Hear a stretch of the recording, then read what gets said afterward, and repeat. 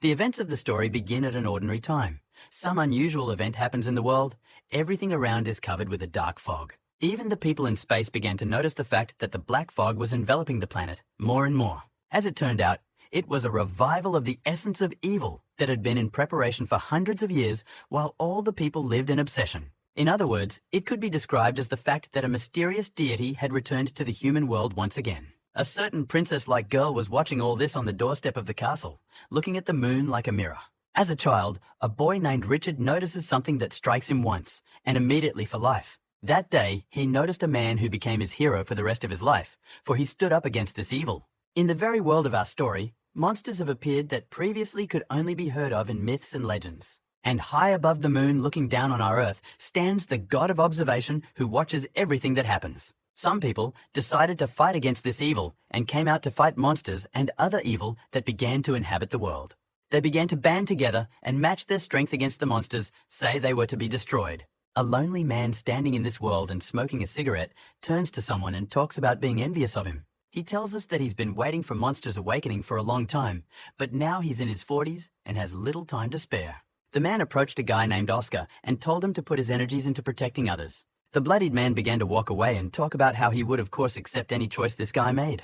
But as he's leaving at the end, he adds that Oscar has excellent sword skills. Recalling Oscar's battle against the monsters, the man says that Ronald is capable of leading a lot of people behind him. In the world of our story, at this point in time, everyone is only trying to protect their family and their home, as well as your teammates who fight together against evil monsters, and also to protect their classmates, with whom together they are learning every day preparing for this difficult world. Thus, altogether, these people form one organization, the name of which is the Night Watch. Many people have their own special fighting techniques. For example, a male smoker, it's the Shining Moon technique. A girl named Susie has this Phoenix dance technique, which is very effective in combat and defense. A kid named Jimmy also has his own technique, and his name is the Hand of the God of Death. The events of the story take us to a certain man sitting in an armchair who answers positively to the question of whether he was looking for Seraphima. Looking at the chairman in the chair, he talks about joining the Night Watch for exactly 10 years and then leaving. A boy named Michael replies to the chairman saying that he knows all the laws and duties of the Night Watch perfectly well. Meanwhile, the events of the story take us to one of the apparently gods who stands all shrouded in water. Opposite him stands one of the Night Watch warriors who speaks of recognizing him immediately, the god Poseidon. Poseidon starts yelling at him saying that this country has no manners at all in addressing its gods. The enormous Poseidon points his weapon at the warrior of the Night Watch and tells him that he will not be able to stand. However, who fights against him immediately suggests that he will succeed. Meanwhile, the events of the story take us, some group of warriors, a god hovering above them saying that they have lost. One of the defeated warriors picks up the amulet and starts talking about life and death in the name of combat. It screams that the heroes who have fallen in the name of humanity will never be forgotten and will fulfill their goals. However, Michael appears nearby and says that the situation seems to have reached a critical level. Immediately afterward, right behind Michael's back, a whole group of people appear standing around him ready to attack. It's hard to even call it a group because it's more like a whole armed crowd, which is like an army demolishing everything in its path. Ronald turns to God with a cold-blooded stare and talks about what prohibits them from being on their planet. The events of our story take us to a guy named Oscar who is slowly climbing up some stairs somewhere. Looking at the big temple, he talks about how he is always not happy to be here because he has bad memories. As he enters the gates of the abandoned temple, he talks about how he always dreams about the place in a negative way. As he looks at the huge castle, he knocks on the gate and talks about how he is only able to knock on that gate throughout the dream. In the moment, he wakes up and it's all a dream he's had again, once again. At one point, he goes to a mirror and talks about seeing the world completely differently lately, and blindfolds his eyes. Going down the stairs to the kitchen, he reflects on the fact that with those blindfolds and feels different. In the moment ahead is his mom, who turns to him and tells him that the doctor is waiting to see him for a checkup and he should go faster. The doctor turns to Oscar and asks him to tell him more about an incident from 10 years ago, after which he went blind. Oscar tells about how one night, 10 years ago, he was just looking at the moon and admiring it intensely. However, in a moment near the moon, Oscar saw an angel that stood all alone shrouded in a golden aura. Remembering all this now, Oscar also adds that this angel had 6 golden wings. Turning to the doctor, Oscar talks about how his eyes have not opened again since that day. However, in the moment Oscar turns to the doctor, they say that he realizes that it was all just a fantasy. And this surprises the doctor. The doctor starts to walk away and talks about how Oscar's medical history is fully recorded and there is nothing surprising about it. Our hero Oscar is having lunch with his brother, discussing his eyesight, and they talk about how sometimes it gets better. Oscar's mom talks about finalizing the papers for another school and clarifies if that's what her son wants. By covering his face, Oscar is saying that his eyes will return to their former state and he needs to be around his peers. However, while alone in his room, taking off the blindfold, Oscar realizes that his sight will not return. Oscar realizes he's hiding one important factor, because he can actually see some things around him. Oscar feels like an observer in a huge city. Every day he sees a few centimeters further away. This distance is greater and greater. Oscar realizes that at this point, he can see already at a distance of 10 meters, and in fact, such a person cannot be blind. However, trying to look again at the moon, Oscar realizes that these 10 meters are not enough for him at all. He also ponders every day whether that same angel is watching him from heaven and whether to follow his actions. Oscar starts closing the windows and talking about going to bed early tonight because he wants to dream about knocking on that gate again. Meanwhile, the events of our story take us to the battle of the night, watched somewhere in the expanse of the city. One of the girls in the squad calls an old man named Billy, who immediately takes the cue and uses a forbidden technique. Billy slaps his hand on the ground and a huge red aura appears and covers everything around him. The aura turns out to be so huge that it rises up like rays of sunlight, however, is completely red. All this aura is seen by the monsters who fight against the Night Watch, and such actions clearly do not please them. One of the girls of the squad named Jessica addresses the monsters, saying that they will never get out of this aura no matter how much they try. She takes her blade in her hands, bends it downward, and speaks about how the fun part is about to begin. Meanwhile, our hero Oscar arrives at the high school and immediately surprises the girls around him with his pleasant appearance. He realizes that it is only his first day of high school, but he is very serious. Talk about being ready for anything. Meanwhile, the teacher at the school in question asks all classmates to welcome Oscar. The teacher sweetly welcomes Oscar to the class, but he realizes that difficulties await him because he has found himself in school in the middle of the semester. One of his classmates immediately approaches Oscar and offers to help him by walking him to his workstation. Surprisingly for Oscar, all the other classmates also show great consideration, offering to help. Time marches on, and classes are coming to an end, and all the classmates around Oscar ask him to tell a story about his eyes. Oscar's blonde classmate named Laura offers her help, saying that she can always introduce her to everyone. In the moment, our hero Oscar turns to his classmates, asking them why they are so kind to him. Laura starts talking about how some part of Oscar's biography they know from the teacher of the class. Another classmate interrupts Laura to tell her that Oscar's aunt came to their school just a short time ago. He describes everything that happened that day. Talk about Oscar's aunt giving everyone candy. Laura stands next to her and chews her candy with a disgruntled look at their mutual classmate, and Oscar finally figures it out. From that moment, Oscar begins to study much more seriously because he does not want to disappoint his aunt who tried very hard for him. In their class right now, they're just going over the terrible dark fog that's on the planet right now. Meanwhile, the events of the story take us to a night squad that is fighting against monsters at this time. The Night Watch squad, under Jessica's orders, begins fighting monsters in critical mode, leaving no one alive. Jessica also uses very strong techniques, channeling the full power of her attacks directly into her opponents. Along with her, the other members of the squad are also active, sending the monsters away with sharp swings. Jessica fights pretty relaxed and talks about, "I'll use them opponents of their level and it'll be resolved pretty quickly." However, in a moment right behind Jessica, a huge monster appears and looks down at her as if preparing to attack. And so it goes. The moment the monster scrambles through her body with its huge horn and bones. The guys on Jessica's squad are just in wild shock. They can't believe what just came in. Jessica falls to the floor in blood and, unable to do anything, reports that the operation has ended in failure. Meanwhile, the events of the story take us to Oscar and his classmates walking down the street and chatting about monster myths. Oscar stops in a moment and starts trying to figure out if there really is an odor of monster corpses. A few guys look into the tunnel and talk about how after Oscar's words, it really did feel like there were monsters in here. At one point, our guys do discover a monster who starts yelling at them and kills some girl. At the moment, all the guys start running away, including our hero Oscar. However, he is haunted by some unexplainable feeling. Even without seeing the monster, our hero Oscar senses its presence and that it is very close by. In the moment, classmate Laura throws her backpack backwards right towards the monster and our hero Oscar. However, much to his delight, our hero Oscar dodges this and thrusts forward from the monster. Almost running out of the tunnel, our hero Oscar feels that there is another monster ahead. Oscar realizes he has no choice but to fight, so he attacks one of these monsters. Oscar's punch turns out to be pretty strong, like he's a pro night watchman. One monster defeats another, and he brings our hero Oscar to a dead end right around everyone. Immediately after which the monster left behind abruptly snaps out of his seat and thrusts right at Oscar, prepare to kill him. At this point, Oscar is very sad that this is all happening to him. He starts to remember his childhood and how he was afraid of monsters, gets violently angry and starts screaming, creating an aura of energy. At that moment, some sharp charge of energy flies straight through space, heading through the stars. At this attention is the same girl angel who is near the moon and watches over the Earth. Meanwhile, the aura around our hero Oscar becomes 10 times larger and envelops everything around him. Our hero's eyes are covered in yellow energy and lightning bolts of residue emanate from his body around him.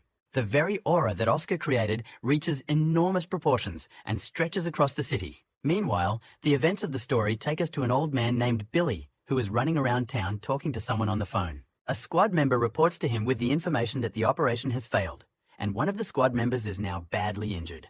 Billy is rather disappointed with this information. He asks about where the monsters ran to and how many there were. Billy talks about dealing with them, but the dialogue is interrupted by the fact that he sees a huge aura of energy ahead. Billy begins to suspect that this may be the birth of the Forbidden Rune, and it is a very interesting event. Looking at this, Billy also talks about how the power of a person with this kind of energy exceeds all 5 realms. Meanwhile, in one of the research buildings, they also notice this burst of energy that Oscar created. One of the squad members reflects that this energy is more like the power of a god than the power of a sphere. Meanwhile, our hero Oscar changes his appearance. He becomes more like a god who presents himself as the king of all gods. It's like Oscar's mind has changed. He talks about finally getting a physical body for the past 10 years. Our hero Oscar also notices that now he sees everything at a distance much more than before the meeting with the monster. He also realizes that all those previously forgotten feelings have returned to him, and the flow of energy in his body is tremendous. The monsters at this point also start to act up. They gather in a bunch, and one of them jumps right towards Oscar. At this moment, it's as if a god appears behind our hero Oscar, created from his aura of great power. Oscar at this moment takes an ordinary iron weapon, envelops it with his aura, and then jumps and strikes the monster. With great ease, Oscar gets rid of monsters like common trash early on in just one hit. Oscar attacks each of these monsters time after time, sending them aside like normal junk in his path. However, in a moment, he begins to feel the pain in his body that feels as if it is restraining him again. She does not let him move, and Oscar himself also realizes that he has almost no strength left to move. At this point, the bridge decides they've found the best moment to launch an attack directly at Oscar. In the moment, Oscar realizes that this could all be his finale, as he has no strength to resist the monster. However, someone's huge red-colored blade appears to the side and dramatically displays its aura. Immediately afterwards, this blade is used to deliver a huge blow that crushes all monsters around it and adds red energy. It turns out to be some man in a cloak. He becomes right in front of the speeder and protects him with his body, not letting the monsters pass. It turns out already known to us old man Billy, who saves Oscar and takes out the remaining monsters. His attacks are very strong and massive. He crumbles everything in his path and using red-colored energy with black elements. Old Billy takes out a cigarette and starts smoking. He asks Oscar who he is and contacts his squad. In the moment, old man Billy walks forward and asks Oscar if he likes it, but our hero doesn't understand what he's talking about. Strip Billy asks our hero again, ending his question by talking about whether he likes his knife. Billy addresses Oscar with a smile, about how if he likes him, Oscar can join them, and then Billy will give it to him. However, our hero Oscar just turns away. They say that it does not interest him, and this even greatly surprises old Billy. With a rather cold-blooded look, Oscar looks at the old man and says that if he joins them, he might die. However, old man Billy hugs Oscar in response, saying that they should talk more and work things out between themselves. In response, Oscar says that of course he believes old Billy, but asks him to let him go, because he needs to pick up his books in his backpack that fell down. Immediately afterward, old Billy lets our hero go and tells him to come back again. Our hero began to leave, and old Billy looked after him and realized that even using all his strength for the night, he could not match Oscar. Oscar comes home. His brother asks why he came home so late, but he replies that there was a lot of studying to do today. Oscar asks his brother if he has done his homework. Then he shows his notebook and says that he has solved everything. Oscar goes to his room and says that he is very tired today and will go to bed, and recommends the same to his brother. However, the way to his room, Oscar keeps sticking to the wall, almost falling to the floor. This is noticed by his brother and is greatly surprised. Oscar's brother asks if everything is fine and all right. He replies that everything is fine and wishes his brother good night. He reciprocates. In the moment, Oscar's brother turns to his cat and asks if the cat has a strange odor from Oscar's body today. Looking after his brother who is leaving, he says that Oscar is walking today with a very strange smell of blood. Meanwhile, with very slow and uncertain movements, Oscar makes his way to his room and sharply closes the door. Oscar collapses on his bed and immediately begins to reflect on everything that has happened in just one day, after transferring to a new school. Oscar begins to remember the very state he felt when he started to fight against the monsters. Now, lying on his bed, Oscar is thinking about how he doesn't want to be any kind of hero. All he wants to do is just protect his family. Meanwhile, Oscar falls asleep and goes into his usual dream, where he finds himself back at some castle. He walks up to that same magical huge door and realizes that today he will have to knock on it again. However, today, something strange happens. After the first knock, there are strange lightning bolts of energy. In a moment, Oscar notices that the door began to move from the place and begins to sharply push it. I try to open it. More lightning bolts appear all around, and the door itself does open abruptly right towards Oscar. Some kind of dark energy appears from there, and a rather creepy aura. Oscar is standing right in front of the entrance. Immediately afterwards, Oscar decides that he should go inside, and slowly walks forward. Oscar walks around the dark and cold castle, picks up that this is the moment he's been seeking for a full 5 years. He realizes that this castle reminds him of a mental hospital, and he gets the full feeling that he's been here before. He continues to walk further around the castle, noticing more and more similarities to the arrangement of the mental hospital. However, at the same time, while watching all the new corridors, he notices moments that are very different and realizes that this is not the same place. At a point, he notices a strange door that leads into the unknown and is outlined with different symbols around it. Thinks that this door might lead to something very interesting and decides to open it to see. The door starts to open and it scares the hell out of Oscar. He never expected this to happen. In a moment, he also notices that all of the symbols on the door have begun to be covered in purple aura rays. In a moment, a huge and sharp glow begins to cover everything around, eclipsing all the darkness around with strong, as if sun rays. However, trailing rays disappear, and in the room itself, Oscar sees a certain girl who is sitting on a bed with her face down. Oscar starts looking straight in her direction, realizing that she looks pretty sad and trying to understand everything around her. Some unknown girl at this point doesn't even lift her head, still looking down without noticing Oscar. At the moment, Oscar is about to address it, however notices the system tables with information appearing in the sky. Oscar comes closer and examines them, learning that the girl's name is Anisa and she is sick, so she needs help right away. From these same system windows, our hero learns that one is one of the 5 goddesses and suffers from a psychological illness. However, our hero Oscar doesn't understand at all how he can help her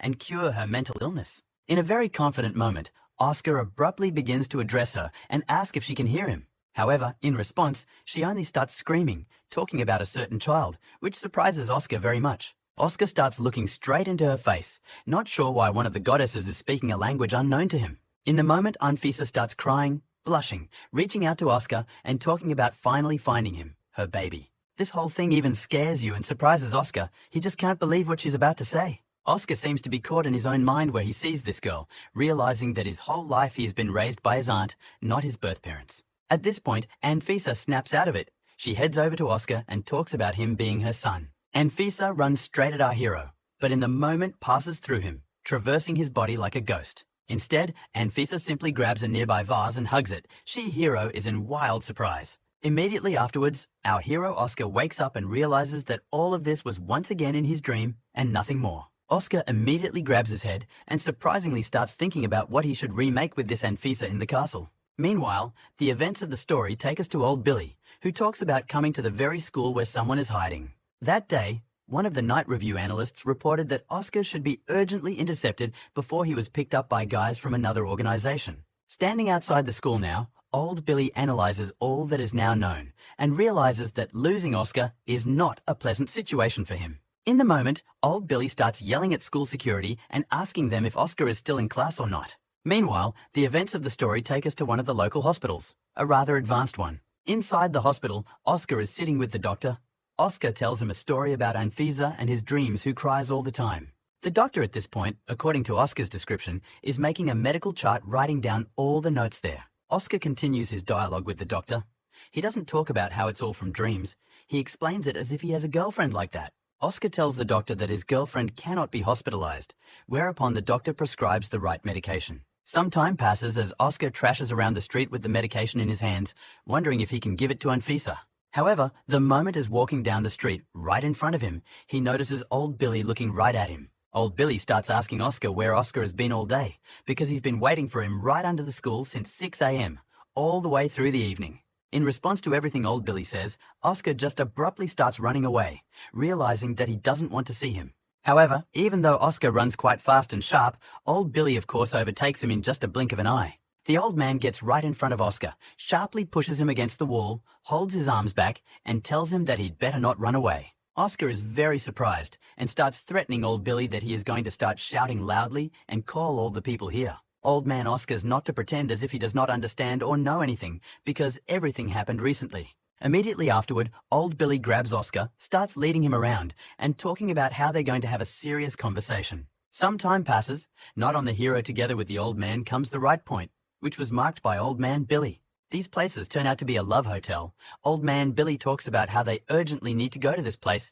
This scares Oscar a lot. Oscar starts to fall to the floor from shock, screaming about how he doesn't want to go there. They don't need to go there at all. However, despite everything Oscar says, old man Billy winds up at the hotel and talks about needing a room for two urgently. After a while, our hero Oscar the historian Billy together go up to the right floor and sharply open the door of the room. Whereupon old Billy abruptly grabs our hero Oscar and throws him right onto the nearest bed. Old man Billy starts with a high view of our hero and forgives him for answering questions quickly and truthfully. Oscar then asks a direct question about how our hero is related to King Michael the Angel. Meanwhile, the events of our story take us back to September a century ago. A certain group of explorers were traveling through abandoned mines in search of something new. And one day, they managed to stumble upon a Leviathan dragon that belonged to the house class. Then, all the researchers fell to the floor from shock and fright, because it was the first time in the world when people saw mythical creatures. Information about it was received by the highest-ranking people in the world, who decided to hide information about mythical creatures. Next, old Billy tells our hero that the King of Angels, whom Oscar saw, was the third mythical creature. All this scares the hell out of our hero. He could not believe that everything is actually so confusing and complicated. In March of that same year, a century ago, another very extraordinary incident occurred. A huge beam bounced off the moon and headed toward Earth, hitting right in the region of South America. Research teams immediately went to the site, but it was obvious that there were also moon gods. The researchers continued their endeavor trying to find at least some leads for information, but it was very difficult to do so. One of the explorers descended to the depths of the volcano and spotted a real god sealed in the depths of the volcano, who was given the fourth code. After a time, after all the incidents, scientists began to notice that children born near the incident began to show unexplained abilities. Old Billy explains to our hero that they all had many similarities, but the most important thing is that they were divorced stronger than humans. Old Billy also explains the fact that yesterday's yellow light and energy was an awakening of the mysterious realms. In the moment, our hero Oscar reached his hand up and began to move it to the side to determine if it was real or if he was even there at all. After all the stories of old Billy, our hero realized what happened to him yesterday and became one step closer to the truth. Old Billy continued to explain, saying that depending on the received power and energy of a person, their strength is divided into levels. The first level is the first realm. It has so little power that all of it fits in an ordinary pond. The second realm is already much stronger, the power in it bubbling like flowing channels and straits at high speed.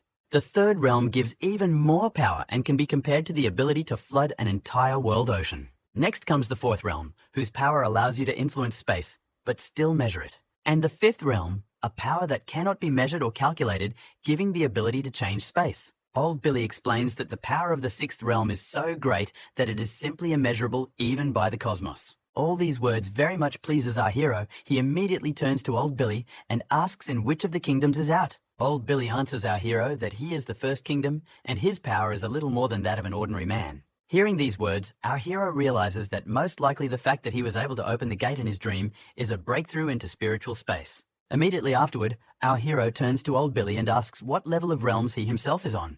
Quite unsure, but old Billy replies that he has no spiritual power at all, much to our hero's surprise. Our hero asks old Billy how he fights monsters without spiritual power. The latter replies that he relies on fighting skills. Immediately afterwards, Stabilitas begins to tell our hero about ways to awaken forbidden realms. The first way our hero already knows, and the second way is the usual purchase of these realms on the prohibited market. And the third way is to get power directly from a god. Sometimes they give their power to someone who sympathizes with them. People who have received their power directly from one of the gods are more likely to align themselves with them and obey their orders. More often than not, such people turn out to be evil and end up continuing the faith and power of evil gods against ordinary people. Immediately after the explanation, old Billy turns to our hero and asks him about what the king of the gods told him when he became possessed. Our hero, in response the old man killed, claimed that the king of all gods named Michael. Absolutely nothing to him. Immediately afterward, old Billy began to speculate about what King Michael's intentions are, for as they know, he is on the neutral side. Our hero Oscar began to declare that he was not interested in Michael's plans because he was not going to participate in them, whatever there was. After that, Oscar got up and said that if that was the end of it, he was going to go home. This greatly surprised old Billy. He began to ask Oscar if he was not interested in what organization they all work for. Our hero started talking about how if he knew more information, he'd probably be tried for assassination, and he doesn't want that. Immediately after that, our hero agrees to listen to the stories of old Billy, and he began to tell with the transfer of documents. He started talking about how after finding the first mythical creature, people created a separate special group to deal with it. From that moment on, people began to observe more and more mythical creatures, so the group improved their skills and practiced every day. A great deal of time passed from that point on, and soon this group evolved into an organization called the Night Watch. Old Billy took great pride in telling the details of their organization, saying that their main duty was to protect the people. Immediately thereafter, old Billy became intensely fond of it, his eyes burning with the idea of calling our hero into the organization. Our hero Oscar agreed that their organization was wonderful, but he refused the offer to join. Looking at the moon, our hero began to tell old Billy about his family and the rather heavy history they're going through. Our hero Oscar began to talk rather harshly about how he wants to always be there for his family and protect only them. And finally, just now, when his eyes have returned to normal and he can put his best foot forward, he wants to do it. So in response to old Billy's words, our hero declares that he always wants to be around his family and protect them. Old Billy exhales sharply in response and suggests that he probably had too small an opinion of Oscar. Immediately afterward, our hero Oscar began to walk away and talk about how he was grateful for the information and wasn't going to tell it. The events of the story take us forward. He returns home and begins to change his clothes, reflecting on all that has happened. However, in a moment on his desk, he notices a certain item that clearly wasn't in his classroom before. It turns out to be a small talisman with the name of that old man Billy. Our hero immediately realizes who it belongs to.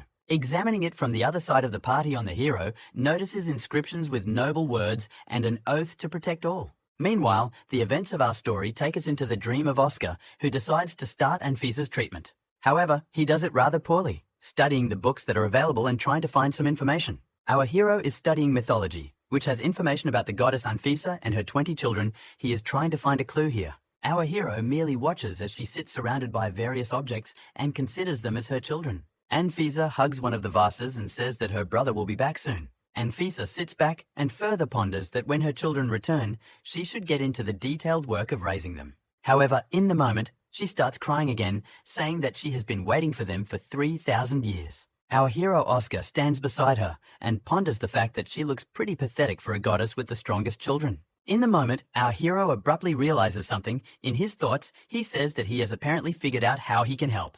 Right after a new idea comes to our hero's mind, he heads straight to Anfisa. In the moment, our hero decides that if Anfisa sees her children in everything, he can try to create the illusion that he is her child. In the moment, our hero starts hugging her and talking in her ear about him being her baby, and he lugs. She abruptly starts crying. In the moment, Anfisa throws all things on the floor, sharply hugs and strokes our hero. They say that they are glad to see him. In the moment they continue the hug, the system reports that our hero has completed the task at 3%. This makes our hero very happy, because at last he finally achieved at least some success after so long. Our hero continues his strong embrace with Anfisa, and afterward tries to find a new notification from the system. The system reports that our hero randomly receives one of Anfisa's abilities as a prize. Our hero gets the Night Star Dance ability. It's not the coolest ability, but it's better than nothing. In the moment, Anfisa reaches forward with one of the buckets and tells our hero that this is one of his favorite dishes. However, all Oscar sees is that a huge energy charge has appeared around the plate of food, floating in the air. Immediately afterwards, our hero reaches out his hand to this energy, thus trying to absorb all of it. Wrapping himself in the energy of a nearby person, our hero Oscar feels as if this energy is transforming his body. In the moment, he feels like a sorcerer from a magic game who has accessed energy powers. At this point, our hero immediately realizes that all that he has gained separates him from the world of men. This all makes Oscar very happy, because with this energy, he feels he can protect his entire family. In the moment, Anfisa holds out a flask of medicine to our hero. They say that this is Oscar's brother, and he missed him very much. Our hero, of course, pretends like it's all true and starts pushing this flask into the ground with tremendous force. Immediately after which the flask becomes gigantic in size, our hero informs Anfisa that he will be back a little later, and leaves. Heading further down the corridor, our hero Oscar goes to a certain room and abruptly opens the entrance to it. However, our hero's dream ends, and the events of the story take us back to his home on a sunny morning. Our hero notices that his aunt is going to work early today. He wonders why this is so. She replies that there will be a lot of work today. However, in a moment. But the character Oscar just abruptly stands there in shock. He watches his aunt and is very surprised. And in a moment, he abruptly lowers his head and begins wiping his eyes, repeating the motion with his hands time after time. The moment she says goodbye to her aunt by shaking off her fist, which also surprises her in one moment. Oscar's aunt turns around, and our hero announces that he has finally started to see more or less well, which shocks her dramatically. Such abrupt and rather happy news could not help but bring her to tears. The aunt begins to cry and look at her nephew. She immediately abruptly runs up to Oscar and starts hugging him and holding onto his shoulders, realizing that this is just fine. Aunt Oscar cries on his shoulders, while our hero himself smiles and realizes that he was finally able to bring some happiness into her life. Oscar's younger brother also hears all this. He abruptly runs up and immediately starts cheering for his brother, saying that this is just fine. Meanwhile, the events of the story takes us to school. The girls around us notice the changes in Oscar, and it makes them happy as well. However, he notices that not all of his classmates make it look that way. Some of them didn't even pay attention to him coming to class. However, his attention is still taken by girls who ask how he was able to heal so quickly. Oscar has nothing to say except that he came back from the hospital yesterday and was treated well there. The events of the story take us a bit forward, with several classmates apologizing to Oscar saying they dumped him yesterday. However, in response with only a bloodied face asking them all to stop apologizing and saying anything already. Oscar begins to say that such behavior is inherent in people and there is nothing wrong with it, and he holds no grudges at all. One of the guys starts talking about how, after the whole incident, people from the organization came to see him, offering to join him. Another guy there abruptly declares that he's in general agreement to join them and wants to. He says that it is the desire of every man to fight against his enemies and not to live a dull life. One who soon calms him down is told that he could die at any moment and is not that strong. Oscar says he's the one who can die without even leaving anything behind. And then he walks away and a strong wind begins to blow outside. Oscar is well aware that following such a strong wind, it is likely to start raining quite heavily, so he heads back to his house. Oscar comes home and immediately walks into the hallway and starts taking his shoes off, talking about how he's already back. However, in the moment, he raises his head sharply and is very much surprised at what is now in view in front of him.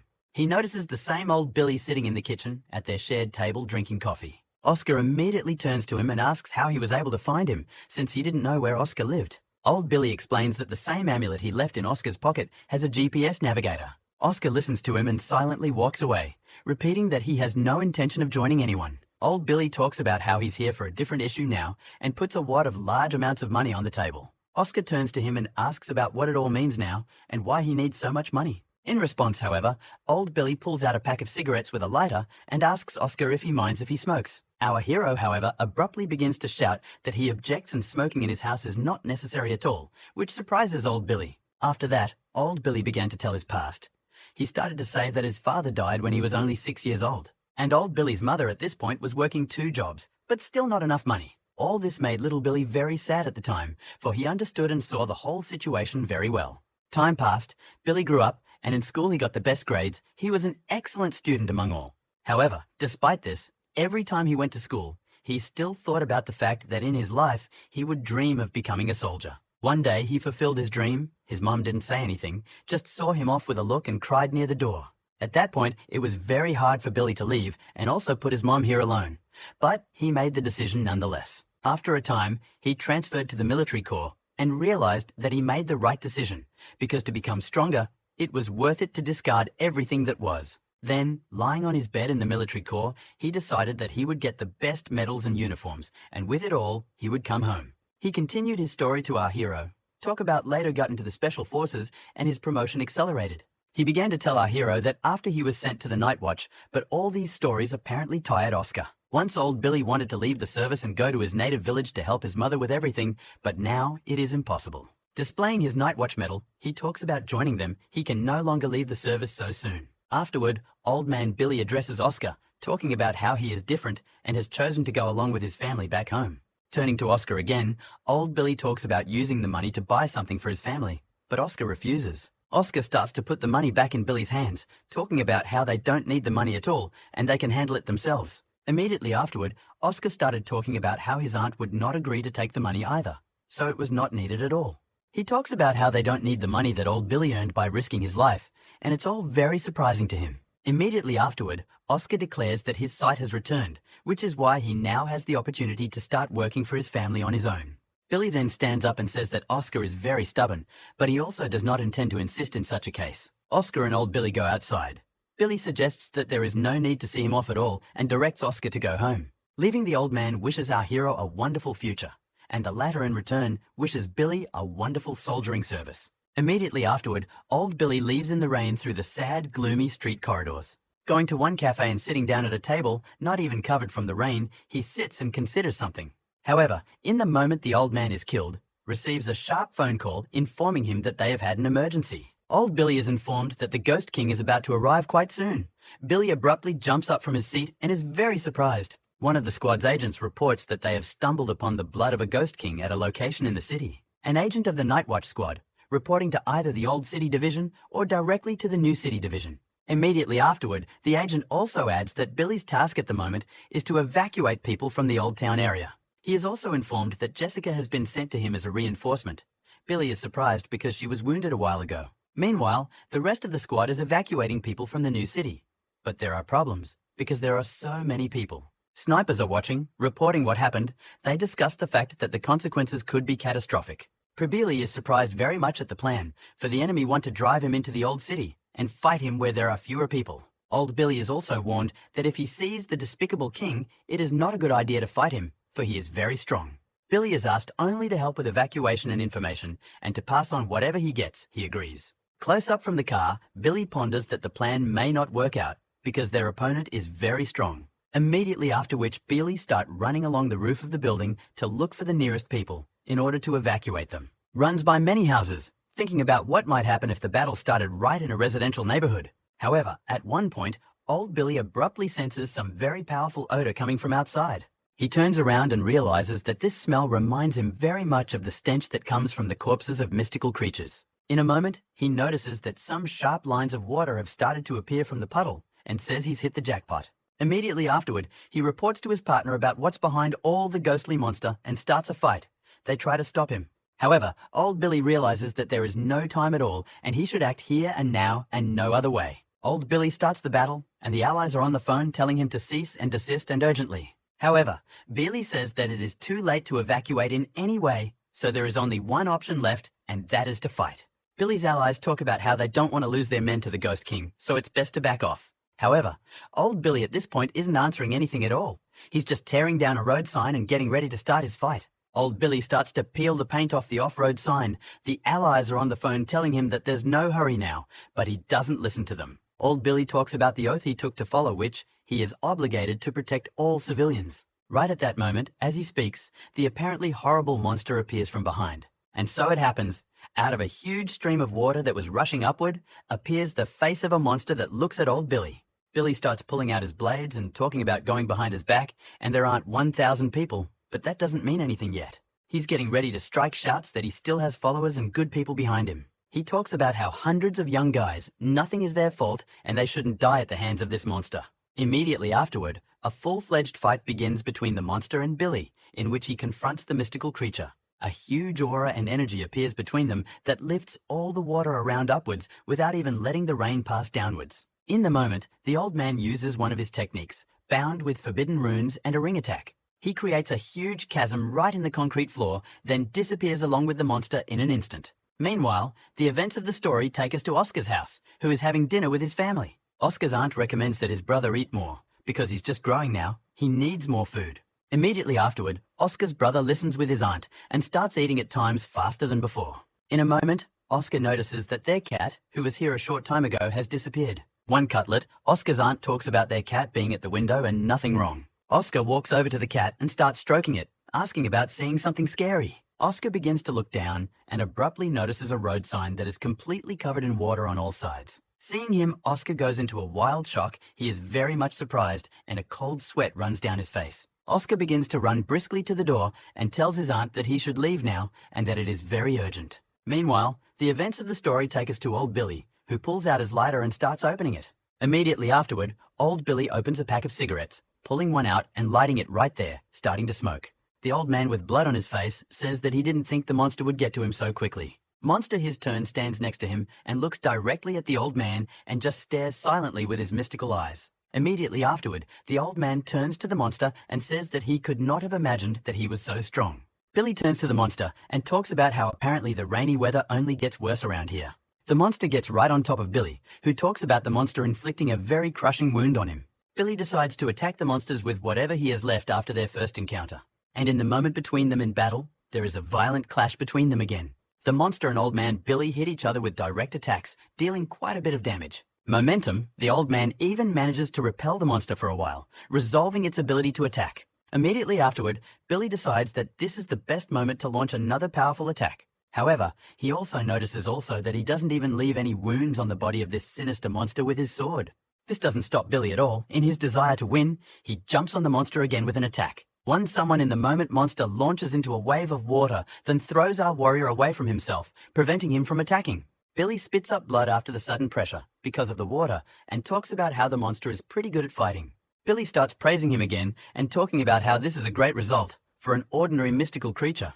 The monster at this point snaps out of his seat and begins to bear right down on Bile with a huge charge of energy inside. However, in the moment, our warrior turns his attention to something and is very much surprised in the moment. Old man Billy notices that right around this monster, an ominous aura begins to appear that envelops everything around it. Our hero notices a skull, and behind auras right on the floor, realizing it's one due to forbidden ruins that aims to reduce powers. In the moment, Billy also notices that it is an aura and force enveloping him from all sides, preventing him from moving. Old Billy struggles to move around, looking for a better position to get out of the encirclement. However, to put it mildly, he doesn't succeed at all. The monster is waiting for him from the other side. Immediately afterward, with a very powerful blow of his arm, the monster knocks Billy off his feet, preventing him from leaving his surroundings. Immediately afterward, he unleashes another attack of the same kind, thus inflicting more pain on Billy. Our warrior realizes that if this continues, he's going to die pretty quickly, and something needs to be done about it right away. Immediately after making his decision,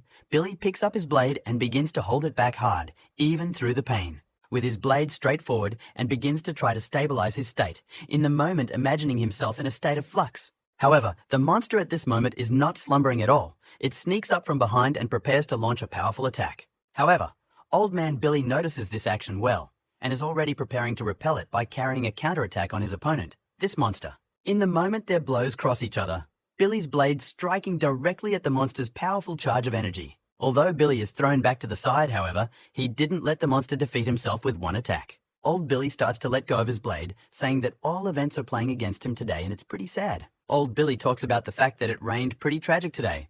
He smiles and closes an eyes. And in the moment, the old man prepares to attack the enemy monster again, and does afterward, saying that his deception won't work. The old man yells at the monster, saying that the rain won't just fool him, and delivers a powerful blow to the monster's body. The old man again jumps on his opponent, saying that although he has an advantage, but it is unlikely to help him in the fight. The old man's body from wounded, but that doesn't stop him from attacking at all. He jumps a new energy charge and prepares to hit the monster with it. He yells at his opponent, saying that if he had the forbidden rune, he would have died 1,000 times already. Our warrior strikes with his blade, but in a moment, he notices that his blade is stuck right in the body of his opponent. Immediately afterward, his opponent strikes back, which throws Billy off to the side away from himself. Our brave warrior, Old Man Billy, covered in blood, is flying down, realizing that he has almost no strength left to fight any further. Flying down, he reels off many moments of his life, reminiscing about which issued the crest of the Night's Watch. At that time, he was also given a secret item, and using it will lead to the end of his life. However, it will help him a lot. These items in the life of a Night Watch warrior is his name seal, the application of which is only possible in the worst case scenario. In this fight, Old Billy decides that now is the time when he can use her. In a moment, Billy begins to hear his name coming from an ordinary road sign. This surprises him greatly. A road sign asks to open a portal to space and let someone in to help Old Billy. Apparently, the person who requests Billy to open up space for him is our hero, Oscar. Using the portal of a road sign, Billy yells at our hero, asking what he's doing here and why he's not having dinner with his family. Billy stands in front of the monster and tells our hero Oscar that he is afraid of death, so it is dangerous to let him in. Oscar yells back that Old Man Billy is right, of course. However, in a situation like this, he wants the help of a very much brave warrior. Oscar starts beating up the portal and talking about how Old Billy really needs help now, because together they will defeat the monster anyway. However, looking at the portal, Billy says that there is only one way to get into the portal. Wait for Old Billy to die.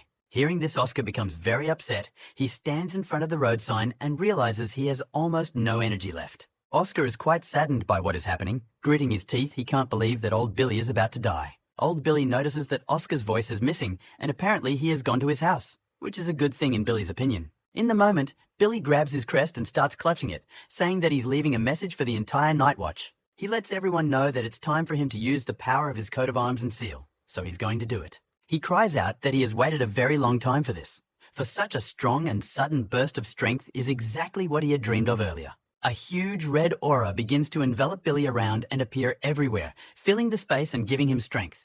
Billy's surge of strength is noticed even by the monster, who is greatly surprised and screams at one point. Old Billy pulls out his huge blade covered in aura and talks about using the forbidden ruin of the shimmering moon. The monster, meanwhile, does not dare to stand still. He runs around the sideshows and prepares to also attack Old Man Billy back to defeat him. However, after such a sharp and strong influx of strength, Billy is not scared of anything at all, and he just starts attacking his opponent. With his first powerful blow, Billy brings down one of the monster's paws, severing it from its body in an instant. It renders the monster's leg, and the monster itself falls powerless to the floor and starts screaming while Billy stands nearby and just stares at it. Billy starts walking right at the monster with a huge force around him, realizing that the monster is like a bug to him now. Billy starts yelling about how this feeling of power is just beautiful, and the person who created the coat of arms and seal is very clever and brilliant. In the moment, Billy creates a huge plot aura out of his energy, squeezing all the monster energy that is around. Immediately afterward, Billy begins to unleash strong and powerful attacks directly towards his opponent with great power.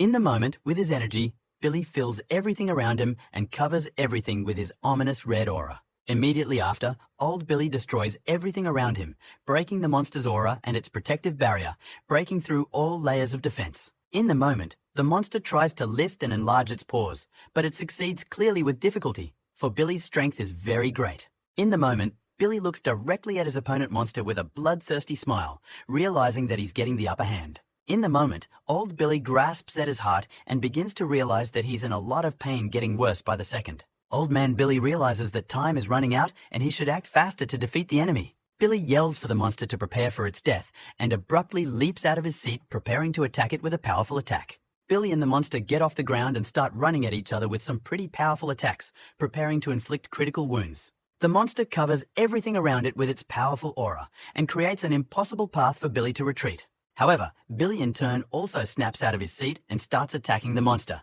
inflicting huge wounds to the point of bleeding. Immediately afterward, Billy begins to feel that he is feeling pretty bad. He hardly realizes what is going on anymore and prepares for the worst-case scenario. In the moment, the monster snaps out of his seat and wraps his arm around old Billy, squeezing him with tremendous force. This turns out to be critical damage for old Billy, for he did not expect his opponent to be so strong. Immediately afterward, the monster throws our warrior aside with tremendous force, and he flies across the ground. In the moment, Billy manages to stay on the ground and grab the floor with his hands in order to stop his flight. The monster in turn stands in front of Billy and clenches his fist, creating a message to him of his helplessness. However, in the very next instant, Bill's opponent's hands are already covered in a powerful charge of red energy that Bill created. In the moment, the entire arm of Billy's opponent abruptly breaks to blood and begins to ooze from all sides with great force. Billy turns to the monster and talks about how the fight will be different now that they only have one hand each. Billy, meanwhile, realizes that he's stopped feeling pain and it's terrible, but he still has the strength to fight. Billy realizes that as long as his opponent, the Ghost King, is alive, he has no right to die and give up. Billy screams that he can't fall face down, so he will attack and fight to the very end. However, in a moment, old Billy notices a sudden change in space and some new aura around him. It turns out to be our hero Oscar who showed up here. He reports that he fixed his gaze into the pillar and the portal opened. Oscar says he stood looking at the sign all the way down until it started to open because it was getting dark. After a while, he felt the power of the god Seraphim begin to help him and exert pressure. Oscar tells old Billy about how it all makes no difference in the big picture because he came here to help him. However, in response, old Billy puts a blade to Oscar's head and tells him to cut the crap. Billy asks Oscar to stay behind his back, but our hero does not agree with this decision. He tries to challenge Oscar's decision. However, in a moment of standing behind us, our hero Oscar abruptly turns his attention to something ahead of him with a great shock. Oscar looks right at Billy's back and notices the huge injuries with the ability and realizes that Billy has a huge problem.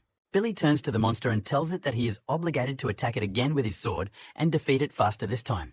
Billy also announces that he will now make his final cut. after which no help will be needed. Immediately after, old Billy addresses our hero, saying that if he respects him, he will take care of his sword. Billy prepares to attack and talks about how his sword is very beautiful and he would like to keep it. The monster, meanwhile, notices that old man Billy has become more active and decides to attack back as well. The monster leaps forward with an attack right at Billy, however. The latter overtakes him and strikes first. And just one moment after Billy did so, the monster's head fell from his shoulders. The headless monster only stood still, and its head fell and lay on the ground, chopped off by old man Billy. However, the old man Billy himself can no longer stand on his feet after striking a blow. He begins to fall and drops his sword. Our hero Oscar looks at all this with a huge shock. He cannot believe what is now happening before his eyes. Our hero runs up and grabs Billy, who tells Oscar that everything is fine, but Oscar realizes that the old man is dying. Already passing away in Oscar's arms, old Billy says that he has no regrets and is glad that he was able to die in this way. Holding his talisman in his hands, Billy talks about not just passing away, but destroying his strongest enemy, and he's glad he did. Already on death's doorstep, old Billy takes out a cigarette and starts lighting it. Immediately afterward, barely breathing and wheezing with his whole body, Billy puts a cigarette in his mouth and starts smoking. With a smile on his face, smoking a cigarette, old Billy tells our hero that he was able to defeat this monster in one fell swoop. Old Billy also talks about how if he had managed to survive, he would have been the leader of the squad. Our hero Oscar begins to motivate old Billy, saying that he will definitely become captain. With tears in his eyes, Oscar looks at a dying Billy and talks about how his sword is as beautiful as he thought it would be. In the moment, old man Billy's cigarette falls out of his mouth and onto the ground, and the old man himself closes his eyes in the rain. Oscar continued to sit beside the dying old man Billy, and someone behind him began to climb out of the skull of the slain monster. A red spider came out of the skull, and our hero continued to sit by the old man and talk about how he himself had never been afraid of death. Our hero recalls how he spent his entire childhood lying in the hospital and could not even see. In complete loneliness, he spent more than 1 year of his life. Oscar says that more than once he thought about suicide, but the light that came from the window motivated him. In this light coming from the window, our hero always saw his family, who stretches his hand to meet him always. Immediately after, Oscar adds that he owes the old man Bill for saving their town today. Oscar picks up the talisman that Billy had and says that he's very grateful to Billy for saving him. In the moment, Oscar puts his hand on old Billy's arm and asks what he can do for him. While our hero Oscar was trying to find out, some huge monster with a strange head showed up behind him. In the moment, our hero Oscar grabs old man Billy's beautiful sword and places it in his hand, clutching the hilt. The monster standing behind apparently prepares to attack our hero. However, he turns out not to be so simple and turns the sword over. In the moment, our hero turns around and looks directly into the eyes of his opponent with a huge aura of energy. In a moment, sharp marks from attacks, multiple attacks, begin to appear around the monster, and the monster itself begins to hiss. Our hero Oscar starts moving very fast. He uses the dancing star technique. In the moment, Billy points his sword directly at his monster opponent and talks about how he has an ugly face. With a very angry face, our hero continues to attack and talk about how if he can't get killed right away, he has a solution. And that solution is that he will attack again and again, time after time, until he wins this fight. The monster is starting to react rather horribly to this. He didn't expect it to be like this. In a moment, our hero's very powerful aura covers everything around him and begins to push him at a tremendous speed, harder and harder. Our hero decides that he will attack to the last living place, and yellow wings appear behind him. Meanwhile, jumpy beams of energy begin to emerge directly from the monster's skin and body, demolishing everything in their path. Our hero achieves his goal. With tremendous force, he presses right into his opponent. Immediately after that, the aura and power of our hero squeezes the monster into the floor, and everything around it is immersed in a yellow aura. In the moment, our hero punches through the monster and delivers a few more crushing blows that hit everything around him. In a moment, our hero's aura became so strong and powerful that the monster simply began to tear itself apart from such pressure on itself. Our hero returned to the floor and stood with his sword in hand and just stared at the dying monster beside him. Immediately after which he will decide to draw his sword from his opponent, realizing that he has struck him enough. However, for our hero, such attacks also became quite heavy. He can barely stand on his feet and realizes that he almost died. But at the same time, he understands exactly what he was protecting and what it was all about. And that motivates him to hang in there. Looking at the corpse of old man Billy, our hero realizes that if it weren't for Billy's merit, he wouldn't be able to defeat the ghostly monster now. In the moment, our hero walks over to Billy's body, grabs his hand, and talks about how he only feels guilt towards his aunt and brother. However, today, the third in this list is the old man Billy, who with the price of his life saved the family of our hero Oscar. Our hero carries the body of an old man, and he in turn no longer has a glimpse of life. Our hero proceeds to carry Billy's body and talk about how he saved his entire world today in exchange for his life. Continuing to carry the old man, Oscar talks about how in exchange, he will protect for 10 years the world that was dear to Billy. In the moment, some people run out of the povar nearby, apparently from the squad, who run straight to meet Oscar. However, in a moment, they stop abruptly and notice something, after which they are very much surprised. Our hero notices them and tearfully informs them that he delivered the general of the squad, old Billy, as best he could. At the moment the guys in the squad notice that their general old man Billy is dead, they immediately start screaming in a way that can be heard throughout the town. Meanwhile, the events of the story bring us back to Oscar's brother and aunt, who were trying to continue eating that very evening. Oscar's aunt talked about not being able to eat sitting still when Oscar himself just took off and ran away. But Oscar's brother says it's okay. Oscar's aunt talks about how she would really like to believe that all is really well with him right now. Meanwhile, the events of the story move forward and take us to our hero Oscar's town the next day. It's hot sunny. Apparently our hero is now in one of the buildings in the city as of this morning. The events of the story show us Oscar sitting in a chair dramatically and loudly declaring that everything is right. Our hero sits directly across from a squad member and talks about what happened in general and how Billy died. One of the squad deputies stands with a paper and reflects on what happened, berating our hero Oscar. In the moment, he abruptly turns to Oscar and talks about how he doesn't understand how he managed to get into the portal. In the moment, our hero tells us with a smile on his face that he just had enough of a sharp look to get into the portal. One of the squad members turns to our hero with shock and asks for details of Billy's fight with the monster. Our hero talks with great enthusiasm about what happened and how old Billy defeated everyone. However, one of the squad members pays attention to our hero's story, marveling at some of the details. Another man from the squad also calls attention to the detail, saying that he is very surprised to see such action from Billy. One of the squad leaders points out that waking up a ruin is a pretty strange thing even so. Jessica tearfully talks about how she is very disappointed with everything that is going on and would definitely save Billy. One of the squad members turns to the others and talks about how they shouldn't stand around like fools and should introduce themselves. The guy with glasses introduces himself as Richard. He's the deputy clan. Behind him stands Ron. He's the captain of their squad. Our hero is also approached by Jessica, who introduces herself and wishes our hero well. The kid next to him turns to our hero and introduces himself as Franklin. He's also from the squad. Another girl tearfully introduces herself as Amelia and is very shy. Another kid nearby introduces himself as Willie. He's a sniper in his squad. The squad deputy is standing nearby and talking about the fact that various burns were found on the monster's face. However, the deputy detachment deputy says that in general, it does not matter much anymore. The issues are exhausted for them. However, in a moment right in front of him, the head of the squad appears and says that it's time to ask Oscar. In the moment, the chapter sits down directly across from Oscar and asks about why he didn't join the watch earlier. Oscar talks about going on patrol in honor of Billy and will serve exactly 10 years in their unit. He talks about how it's very hard to get into their organization. It's private and closed. It can't be that easy. However, our hero is not intimidated by this. In return, he sets conditions, saying that all the problems he takes on himself and will solve himself. With a rather sweet smile, the squad leader declares that so be it. He accepts our hero's terms. After which, the squad leader holds out some papers and says that training will begin in 5 months. The leader explains that the organization is military and you can't just get in here. And our hero smiles, realizing that's what he wanted. Leaving the room, the group leader informs the newcomers that they are not providing lodging and food. Oscar turns to the leader of the group and asks him about where he should live for a month in such a case. In the moment, Jessica approaches our hero, puts her hands on his shoulder and talks about staying with her. Our hero is very surprised by such an offer from Jessica, but thanks her for her help.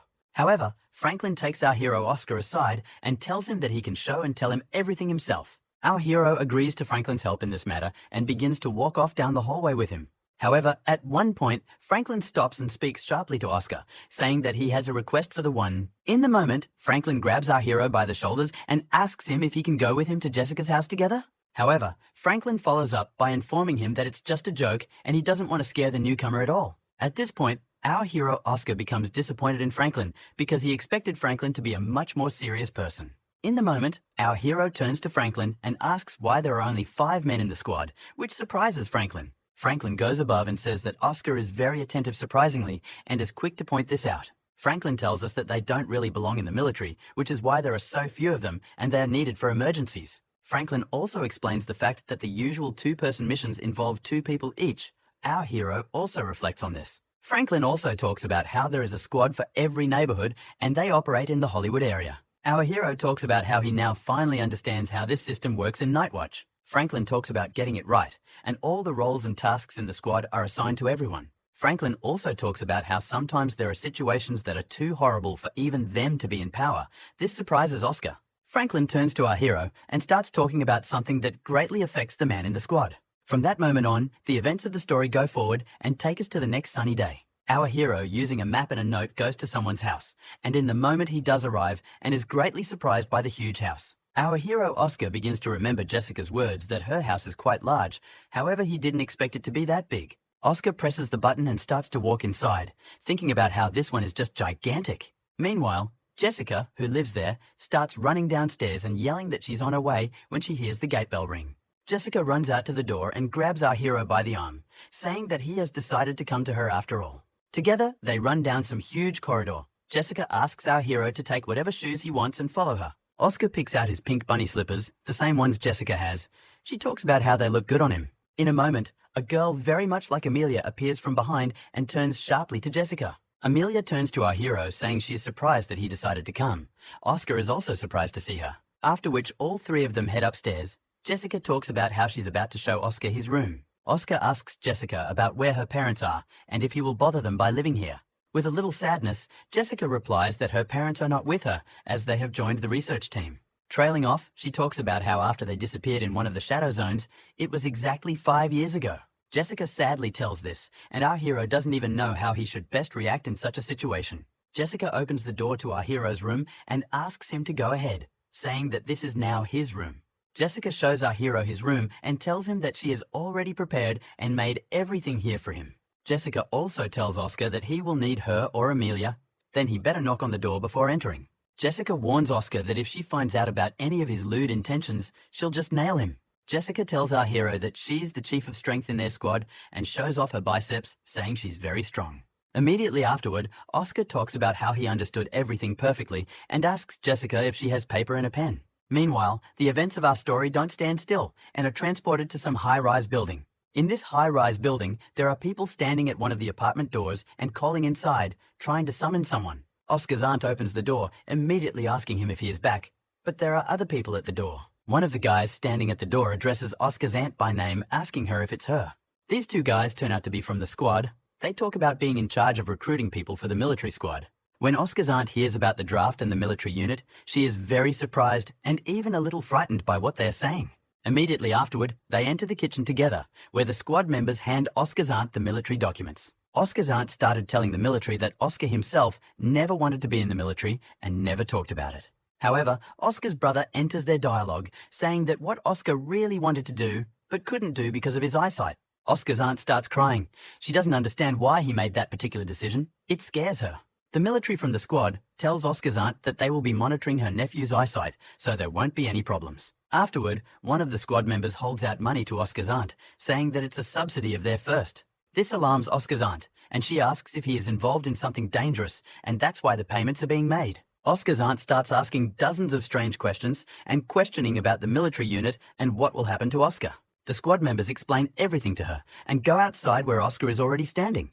They discuss among themselves that they are very tired. The guys from the squad inform Oscar that everything has been explained to his aunt and she has accepted everything, including the money. This pleases Oscar. The leader of the squad steps forward and talks about how they had to give Oscar's entire annual salary. As they are leaving, the squad leader turns to Oscar and tells him to come to dinner tonight, much to his surprise. Immediately afterward, Franklin and the leader begin to walk forward, with Oscar standing behind them and looking at them in surprise. The guys from the squad leave, and our hero decides to call his aunt and talk to her in person. Oscar's aunt immediately starts asking about why he left so abruptly and didn't say anything to anyone about everything. Our hero walks around the yards of the house and tells his aunt that Moo is sorry and he was wrong about a lot of things. Meanwhile, the events of the story take us to the castle, apparently again in the dreams of our hero Oscar. In the courtyard of this huge castle, the goddess Anfisa rides alone on a swing. For quite some time, she swings on her swing with a smile on her face. But in a moment, she notices something. It turns out to be our hero Oscar, who turns to her and stands next to her with something in his hands. At the sight of Oscar, Anfisa gets very excited. She talks about how she is very happy to see him here. Oscar tells Anfisa that he is also mutually happy to see her, and it's already time to get his medication. Oscar starts pouring medicine into his hand and talking about how once Anfisa finishes the full course, all of her children will come back to her. Anfisa obeys Oscar and takes all the medication. He sits down next to her and sadly exhales contentedly. In the moment, Anfisa turns to our hero Oscar and says that apparently something is bothering him a lot. Anfisa holds out a mug of tea to our hero. He takes it and says that indeed it is. Anfisa addresses our hero, saying that she will then make him a gift to cheer him up. Anfisa dramatically reaches her hand up and talks about giving Oscar her bracelet so she can always be by his side.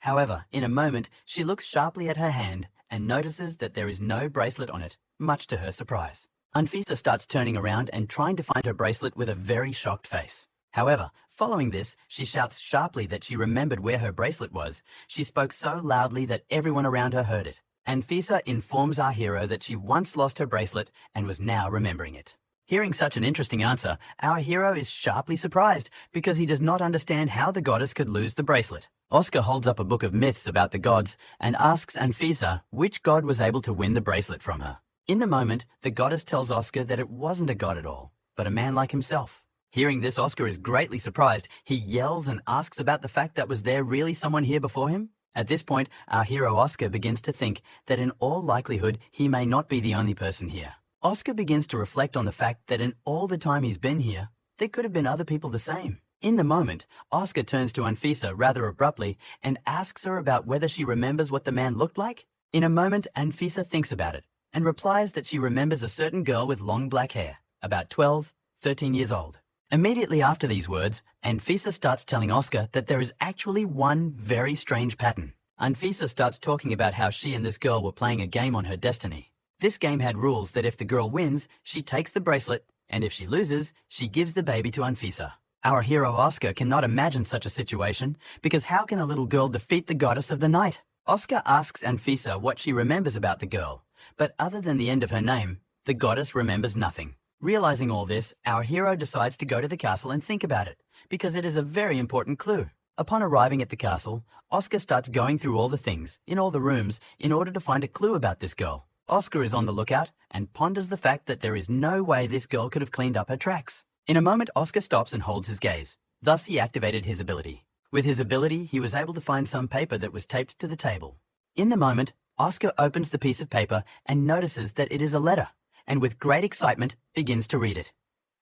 There was a lot of information in the letter, but the most important thing was that the girl talked about some place that was under the hospital. Our hero finds a hatch of some sort in the floor and realizes that this is apparently the one in question, and there are many more sectors down below.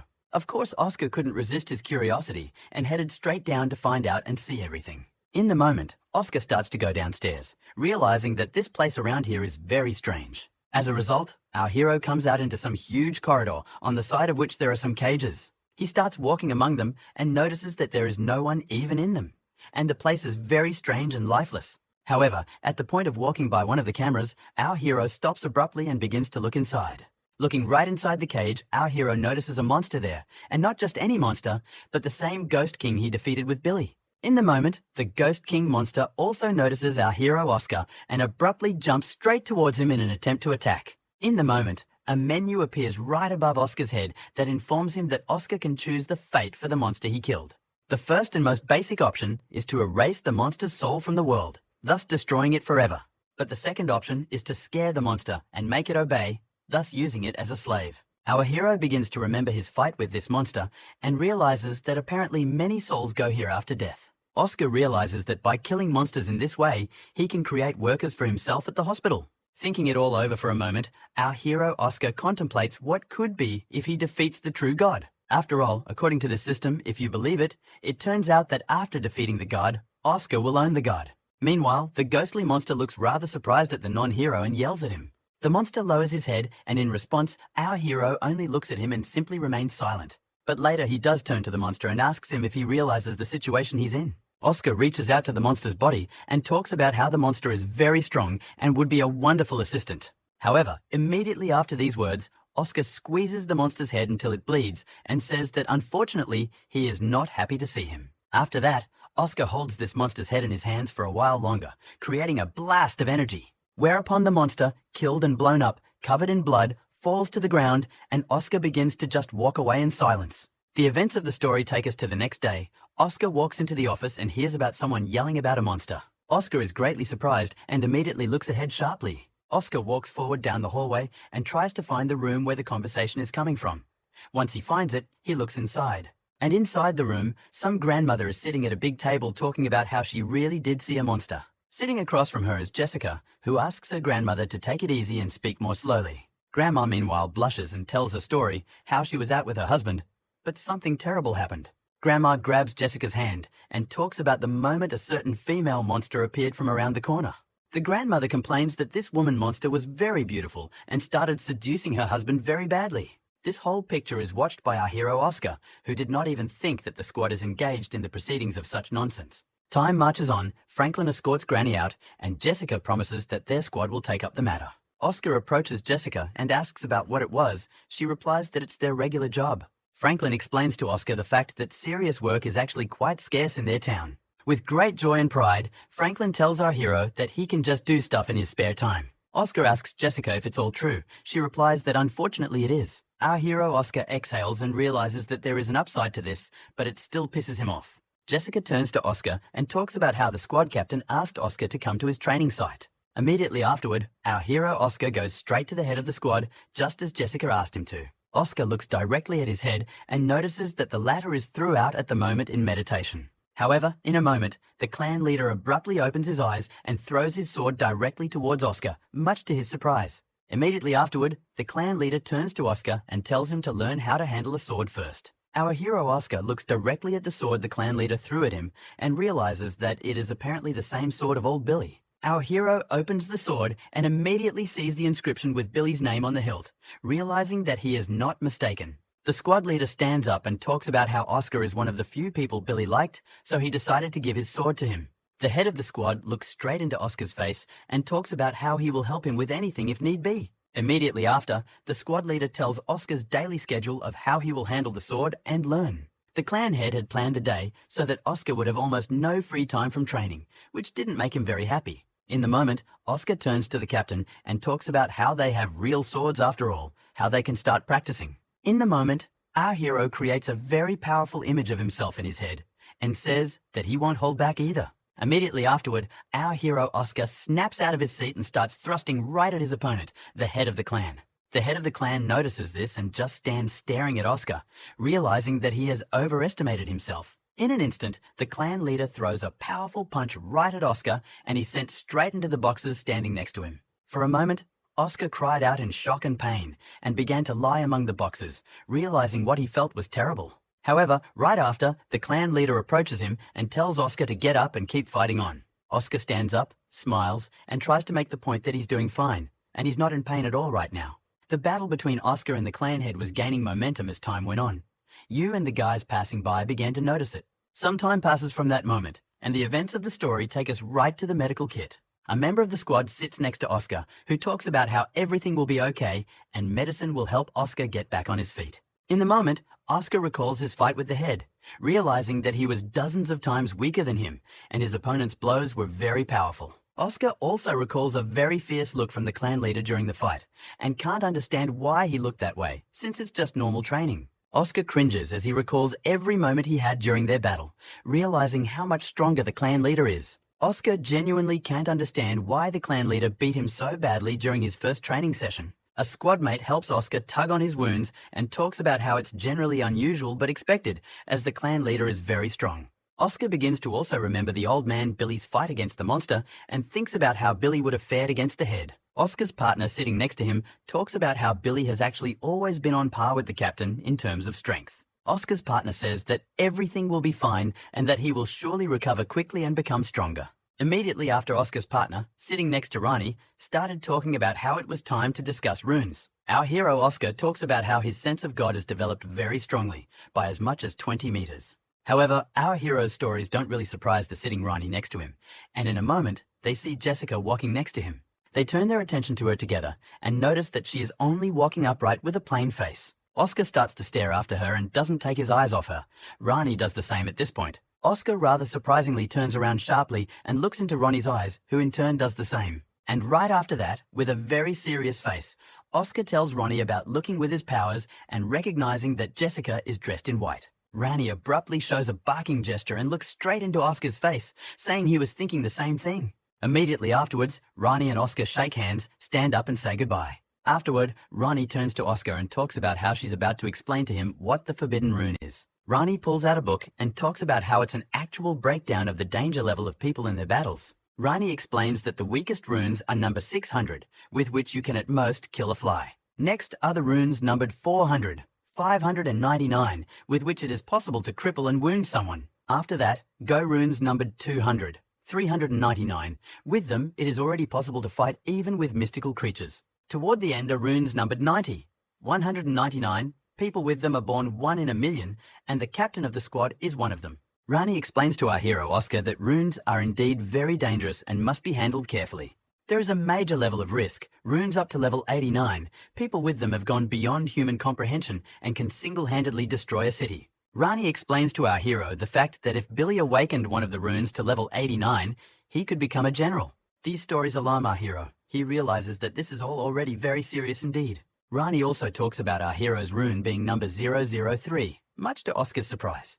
But Rani follows up by adding that there's nothing to be happy about, since it's the forbidden rune of a god, not Oscar's, and it's useless in his hands. Rani talks about how although Oscar has shown a lot of strength, it's still only a fraction of what it could be at full strength. Rani explains that Oscar either only has a small fraction of the god's powers, or he just hasn't been able to unlock the rest of his abilities yet. Oscar goes with Rani to some room, and Rani talks about how this is part of Oscar's training. Rani tells our hero that there are thousands of guns in this room, and Oscar should avoid all the shots using his powers. Rani adds that since Oscar is still inexperienced, they will start with only 50 bullets per second. In the moment, Oscar, with a very shocked face, tells Rani that he has now been overcome by some very ominous feeling. Oscar starts talking about how his feet are chained to the ground, and he can't do anything. He's very scared. Rani responds by talking about how fear will always haunt Oscar, and immediately afterward turns on his guns in that room. Our hero talks about how he already wants to get away from here very badly. He starts dodging shots. Rani, meanwhile, stands next to him and also self-dodges with a smile, showing Oscar that it's very easy. Oscar notices in the moment that Rani is making it pretty easy and simple, and decides that it won't be hard for him either. However, Rani leaves the room with a smile, and the shots start hitting our hero directly as his screams come from the room.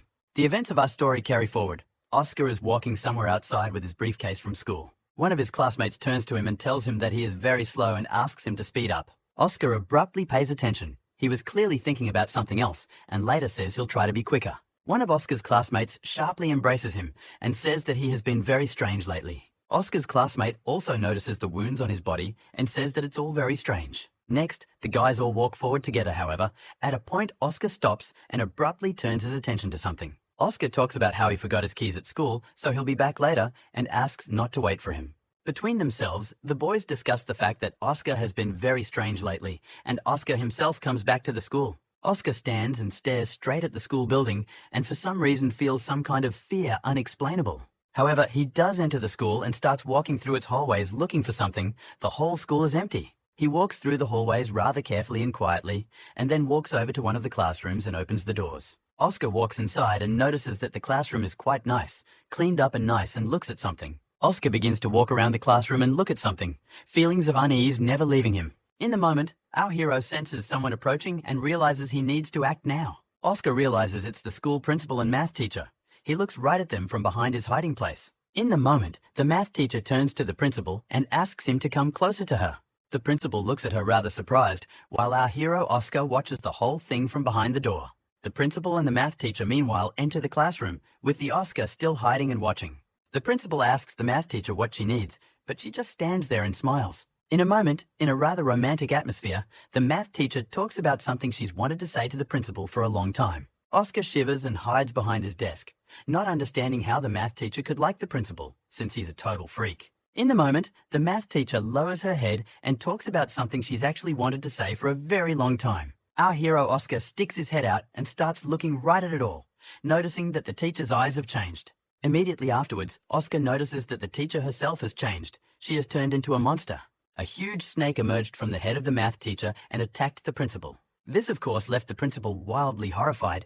He had not even remotely expected such a scenario and screamed. Our hero Oscar also himself could not even think that everything would happen like this and began to close his mouth. The events of our story move forward and take us to some beautiful building at night. Our hero Oscar is holding a plan to assemble a gun, and the man standing next to him is telling him about the device. This man turns out to be the sniper of our hero's squad, who explains everything in detail. Trace Sniper adds that the weapon has only one downside. It does not deal high damage to strong mythic creatures. But then he also talks about how it's a very effective thing against base opponents. Immediately afterward, the sniper starts the timer, and our hero starts collecting weapons for speed on the table. The sniper suggests that our hero should calm down and feel good about himself so he can perform better. Immediately after that, the sniper says that after collecting the gun should start shooting at 1.3 times. Our hero does so. After a few shots from Oscar, Sniper shouts that that's enough for now. Oscar asks the sniper how his skills are. He talks about how even a blind man would do a better job. Time marches on. Our hero trains with the captain once more, but training with the gun gets him back in shape. Oscar is walking down the hallway as he suddenly hears someone calling him. It was the head with a huge pot in his hands. Our hero sits down at the table and begins to dine with everyone and discuss their domestic problems. Some more time passes, and our hero returns to his room at Jessica's house and lies down on his bed tired. Lying in bed, Oscar recalls everything that has happened and first analyzes his bots with the squad captain. Even now, lying in bed, he is analyzing his actions and what he did earlier, deciding that he should train more. The events of our story go forward from that night and take us to the next morning. Oscar has been practicing all night and didn't get any sleep at all. It's hard for him to even go to his school now. Oscar walks into some building and is greeted by Jessica, who informs him that they are in huge trouble. Walking down the corridor of the squad building, Jessica tells our hero that there was a report about a mystical creature.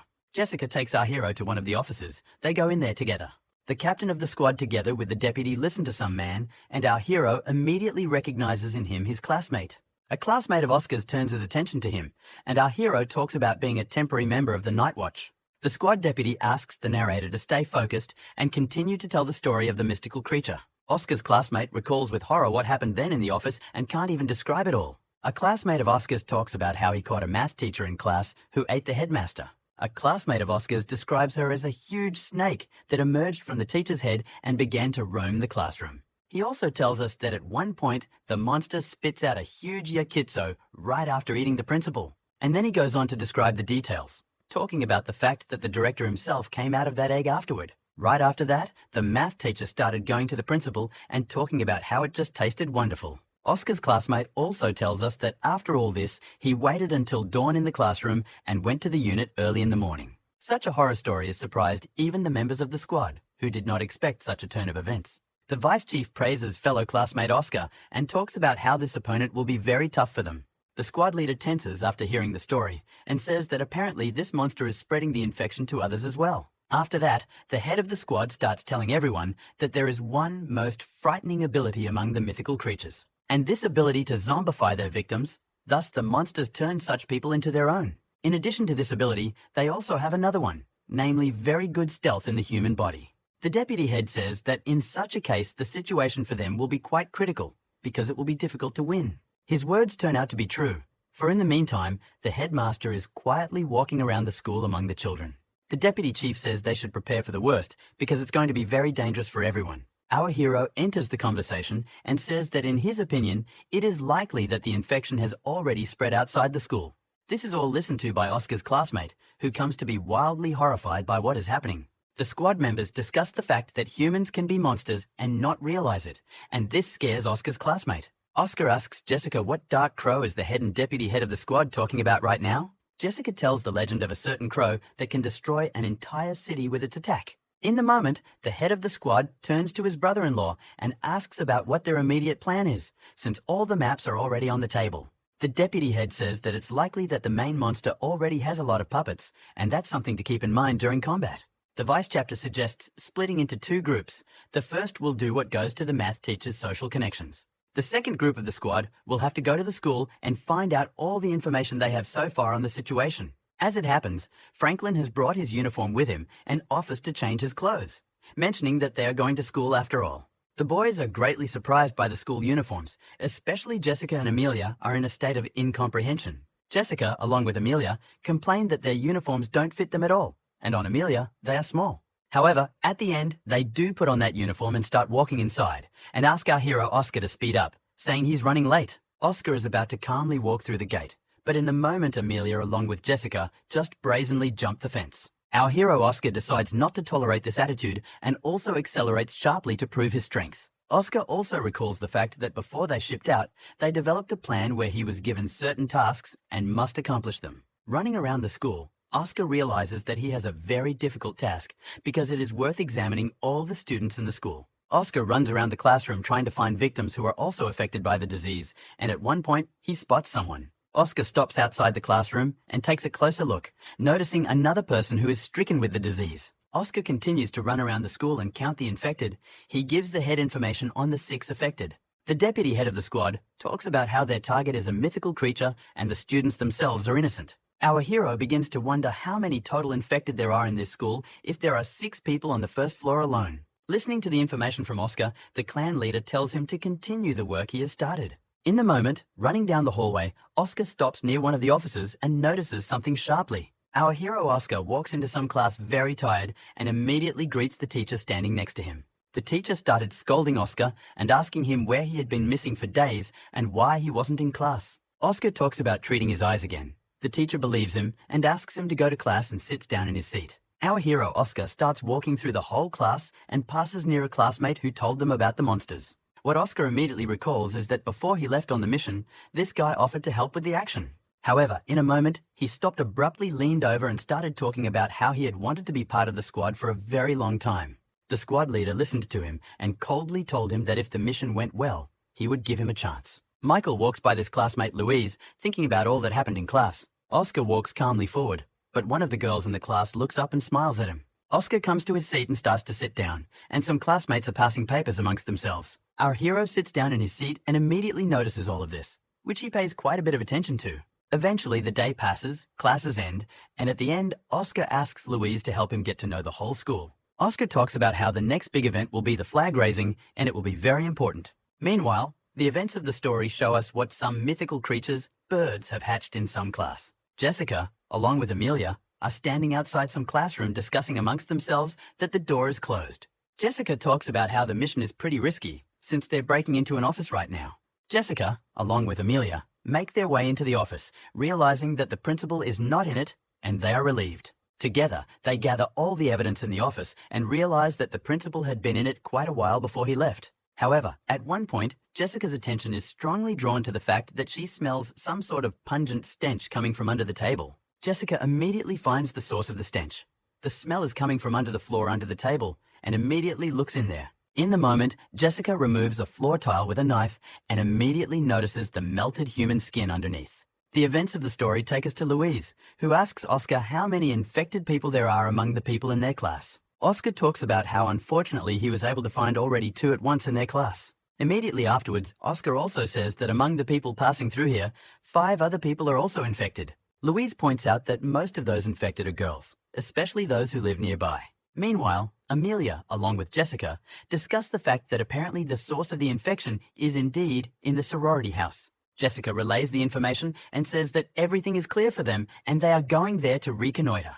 Meanwhile, Oscar and Louise are walking through the schoolyard, and Louise wonders if Oscar has finished his research. Louise is very worried. He turns to Oscar and tells him that he should hurry, because soon they may be burned. In the moment, Oscar walks up to some younger guys, addresses them, and tells them they're fired. Oscar lies to the local kids about the school government, handing them the responsibility of hanging the flag this time. Oscar talks about how if those have issues they can work it out with the school government, the guys around here are in a lot of shock. Oscar decides now to start the process of raising the flag in front of everyone, and this surprises Louise a lot, because he doesn't understand Oscar's plan. Oscar comes on stage and looks at all the members of the school that have gathered, and immediately says he has a bad feeling about it. In the moment, our hero Oscar stops abruptly and then takes a huge leap upwards off the ground. Oscar runs forward at breakneck speed and informs the chapter that everyone must now be on standby. The squad leader asks Oscar to calm down and tells him to report on the general condition around him. Oscar reports that he has checked all the members of the school and there are already about 60 infected and he doesn't know what to do about it. Oscar runs through the school and also informs them that if the squad starts threatening the school, the monster will see and activate the entire army at once. Oscar also talks about how if it goes down like this, it will be a huge disaster for the city as a whole. Meanwhile, the clan leader is fighting someone and talking about how the infection has already gotten out. It turns out the clan head is fighting the headmaster at this moment, or rather his head monster. The director proves to be quite a strong and massive opponent even for a chapter, as he attacks quite sharply and quickly. The head of the squad reports that they are now engaged in the elimination of all sorts of personalities with infection. The squad leader continues to fight the monster and talk about how their situation is even more serious than they thought. The head of the squad also says that they will be checking the social contacts of all people near the infected. The squad leader informs them that based on this, they are unable to support the rest of the squad at the school, so they will have to manage on their own. Rubbing his sword after the battle, the chapter also mentions that their enemy this time is very cunning. Leaving the battlefield, the squad leader asks to find the body and the main monster in the shortest time possible, whatever he can. The squad leader also orders him to be killed if found, and adds that the information can be relayed to the sniper on the roof. Our hero runs forward and says that he has understood and accepted everything and is already beginning to act as told. The head of the squad also announces that he and his deputy will also continue their business of finding the next opponent. Zam asks the head if this is a difficult task for Oscar, since he's still a rookie. Chapter recalls Oscar's behavior in battle and training and says that Oscar has a strong zeal for strength and will be fine. The head of the squad says that all they have to do is not to get in his way, because he is climbing to the top alone. Meanwhile, the flag-raising ceremony was over, and everyone started walking home and back to school. Oscar notices this, of course, and relays the information that a huge crowd of girls are being sent to the dormitory. Oscar informs Jessica and Amelia of this, adding that the girls are walking very fast. Jessica asks about whether they're all infected. Oscar says it's hard for him to tell, but they are definitely infected. Oscar asks Jessica and Amelia to be more careful, and meanwhile they notice that the girls have started to return to the core. The girls at school started paying attention to Amelia and Jessica, noticing that they weren't from their school after all. One of the girls approaches the squad members asking who they are. Jessica says she's looking for her friend here. However, the girls at school immediately realize that no friend of Jessica's is here and tell her that she's mistaken. Jessica talks about then apologizes for bothering her and takes Amelia's hand and starts to walk away. The very same girls begin to laugh and smile achidically as they stare in Amelia and Jessica's wake. In the moment, they surround our squad members and talk about taking their time to get out of here so quickly. One of them starts stroking Jessica and talking about how she didn't know there was a pretty girl like her at school. Jessica begins to realize where this is all going and guesses, but shock and shame strike her in an instant.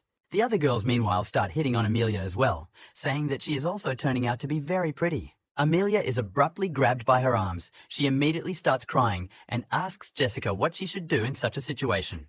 The girl standing next to Amelia abruptly turns her head into a huge snake and talks about wanting to eat Amelia. Seeing this, Amelia becomes wildly terrified. She starts screaming in panic and doesn't realize what is happening at all.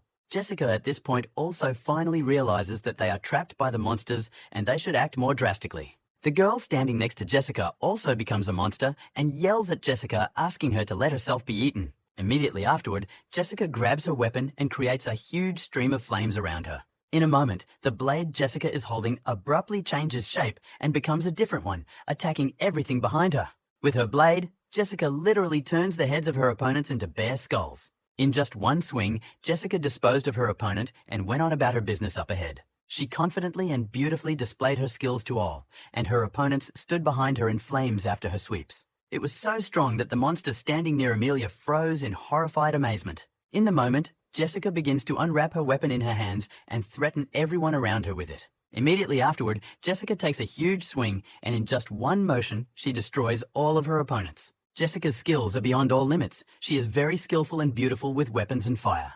Jessica stands and looks at the corpses of the monsters, while Amelia nearby talks about how these monsters are as horrible as possible. Jessica is about to leave as in a moment Amelia turns away and notices something, asking Jessica to look back as well. Amelia, along with Jessica, notice some strange silhouette and a huge powerful aura that pierces everything around them. With a rather happy face, Jessica talks about how such opponents aren't strong enough to overpower her. However, in the moment, with the help of her powers, Jessica checks out everyone around her, noticing with shock that there are quite a few of them. The monsters in the moment start to surround Jessica and Amelia. Here they are already worried because they don't know what to do in such a situation. Jessica turns to Amelia and talks about how this is going to be problematic since there are at least 18 people here. But the very next moment, Jessica declares that she doesn't care about that in general, and she's ready to fight and starts to take action. In the moment, the monsters come crashing down right at Jessica and Amelia, and they in turn raise a powerful aura of fire around them. The battle between the two becomes clearly quite epic and powerful as massive explosions come out of the building. Meanwhile, the events of the story take us to Oscar's classroom, where everyone is quietly discussing and socializing. In the moment, one of Oscar's classmates walks into this classroom and turns sharply to one of the girls. The girl he turned to looks straight at him, and he at her, and he holds out some kind of white bottle to her. This kid creates a pretty cute aura around him, and talks about how the girl across from him wanted milk, and lo and behold, he brought it. This does make the girl across from him quite happy. It tells her that he is very kind, and she is grateful to him. The guy turns to her and talks about how if she needs anything else, he can get it for her pretty quickly. A girl approaches a guy and asks him to wait for her tonight after school behind the garages, and he of course agrees. However, the moment their dialogue is interrupted is when our hero Oscar abruptly rises from his seat. In the moment, our hero Oscar turns to this girl and talks about how he has liked her for a very long time. However, Oscar says all this with a rather cold face, and the kid behind him is just as wildly shocked as their classmates. The girl he approached, named Kokoro, is also very surprised and stands all red. Immediately afterward, Oscar revisits her and talks about wanting her as his girlfriend. The guy standing next to him is horrified by such statements. He can't believe everything that is happening. Immediately afterward, Kokoro declares that she agrees to his proposal, much to the shock of the guy standing next to her. Oscar turns to this girl with a small smile and talks about how they should meet up after school then. With a rather happy face and red cheeks, she talks about how she will be looking forward to this meeting very much. Walking down the hallway, Oscar is approached by Louise and asks about why Oscar saved this guy from dying in the office today. Oscar talks about how even though that kid didn't communicate well with him, it's his duty to save people. Oscar also adds that this topic doesn't interest him much and suggests moving forward, saying that the other guys might have had something happen. And Oscar of course turns out to be right, as Amelia and Jessica have a battle going on against the monsters in one of the school's buildings. Other girls started running out of the dormitory and talking about their phone connection not working. Meanwhile, the events of the story take us to a sniper who is watching the whole situation because he has the opportunity to make a phone call. In the moment, the sniper pulls out a weapon made in his time by old Billy, namely a road space sign. Immediately after, the sniper activates it and abruptly notices the fact that the sign has taken on a green color, which surprises him. The kids at school start pointing to each other at the sky and talking about how it's turned green for some reason. Some were frightened by it, and some were delighted. They all started looking up at the sky and taking pictures of it from below. Meanwhile, the sky does indeed turn green, a huge beam of green color resting right into the clouds, creating a rift. Louise asks our hero what's going on. He replies that apparently there was a ring space error. Oscar talks about how the best thing to do in a situation like this is to raise a ruckus to distract everyone around you from what's going on. Louise is surprised by such a task, however. Our hero, Oscar, supports him, saying that he is the best in the matter. Louise decides to take a risk and assumes some role in the mission and starts paying attention to herself. At attention, very loudly and sharply, Louise starts yelling someone's name several times, calling out to herself. The girl he calls asks him not to come any closer and talks about how she doesn't understand his intentions. All flushed and angry, Louise yells about how much he likes her. He calls her out on dates to his place. Louise shouts this so loudly that everyone around can hear, and the girl herself falls to the ground at that moment from shock. Our hero, Oscar, meanwhile, leaves the scene and talks about how Louise clearly has a talent for drawing attention to herself. Jessica and Amelia, meanwhile, notice a sudden noise outside and discuss what might be going on in there. However, they can't be distracted much, for they now have a battle going on against the monsters that surround them in the enclosure. In the moment, Jessica decides to act strongly and radically and activates one of the strongest forbidden runes available to her. Wild flames rise up around her, which simply cannot be put out and let past their eyes, and she herself is clearly aggressive. Immediately afterward, Jessica aims her weapon forward and decides to use one of her abilities in combat. Some girl runs up to Jessica and Amelia. She immediately turns to them and talks about why they are still here, but they reply that they were putting out a fire. This girl asks Amelia and Jessica to forget about the fire and leave quickly, saying that it is very dangerous here. Immediately afterward, this girl helps our squad members downstairs and out the stairs. However, in the moment, our hero Oscar appears nearby and immediately fires a few shots upwards. The bullets he fires hit the girl who helped Amelia and Jessica downstairs. Immediately afterwards, this girl turns into a huge monster, which scares Amelia standing next to her very much. Her head becomes like a lizard's, and she herself abruptly begins to scream and growl at Amelia beside her. This is all noticed by Oscar, who immediately snaps out of it and realizes he should act. Amelia is in wild shock. She grabs her weapon and starts waving it around, defending herself and everything nearby. Oscar notices that Amelia is clearly not doing well and starts running right at her, firing shots upwards. Immediately afterward, Oscar reaches out to Amelia and asks her if she's okay and can move on. From behind, our hero is approached by Jessica. She is quite surprised by all that is going on. Oscar asks Jessica where all the other monsters are, and she proudly proclaims that she was able to kill them all. Oscar asks Jessica where the main monster is and if she was able to kill it, and here she doesn't answer so confidently anymore. Oscar talks about how he probably has his own lair where he sits, but Jessica doesn't think monsters can be that smart. Oscar talks about how this monster clearly has a high intelligence compared to the others, and that's important to remember. Oscar also talks about how the monster's strategy is no less surprising, as he began his defeat in the sorority house. And after that, he moved on to more difficult victims, but he did it in special places, Oscar says. And if it hadn't been pure coincidence when Louise saw it, the city might have been in the most tremendous danger of all time. Jessica talks about the fact that this is the first time she's seen a monster that is highly intelligent. Also, so much so. In a moment, their conversation is interrupted by Amelia. She points to something up above and immediately asks what it is. The guys look up and immediately notice the silhouette of a man with the aura of a snake monster. Immediately afterwards, Oscar and Jessica decide to go in pursuit of this monster and take off. Oscar yells out that the monster is very fast and acting with purpose. Apparently, it is trying to get on the roof. Some time passes, quite tired, but our heroes climb up on the roof to this monster. Oscar looks at the monster and can't understand the motive for his actions, as everything else around him and the monster looks at Oscar. In a moment, this monster becomes wildly huge and its head turns into a bird's head. Immediately after which the monster starts screaming wildly and very loudly, which scares everyone around him with its mere sound. Our heroes cover their ears, but still can't resist such a harsh and very nasty sound all around. Other kids near the school are also in wild shock. They can't understand what the sound is and fall to the ground. In the moment, some of them become monsters and start attacking their own friends in 1 second. Meanwhile, on the roof, the main monster is laughing, and our hero, Oscar, starts pointing a gun at him. However, before he can even get a shot off, his monster opponent immediately starts running away from him. Jessica also rushes to Oscar's aid to stop their common enemy, but they are not in time. Jessica jumps down and talks about how she doesn't intend to just stand there, and she's going after that monster. At the moment, all the people start running away and screaming that there is a huge evil monster nearby. Louise is also there. He realizes that people are in a severe panic, and if it is not stopped, everyone will die. Many of the monsters have already started to arrive at the place and notice the fact that people are panicking and can't control themselves. Meanwhile, our hero Oscar reflects on the situation and remembers the sniper's words that guns aren't just made for killing. Oscar starts firing his gun upwards, drawing attention to himself and saying that he asked everyone to shut up. Oscar fires a few powerful shots straight up into the sky, and it really gets the job done and gets his attention. People around started approaching Okar and asking who he was and where he got the gun and asking the police for help.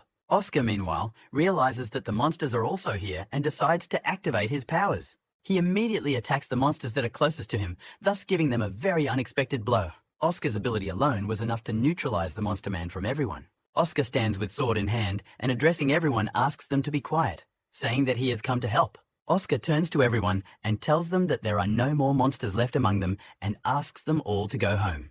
The events of the story move forward. Little by little people began to leave the barrier of permanence and go to their homes. Meanwhile, the squad sniper is trying to figure out the workings of the road space sign.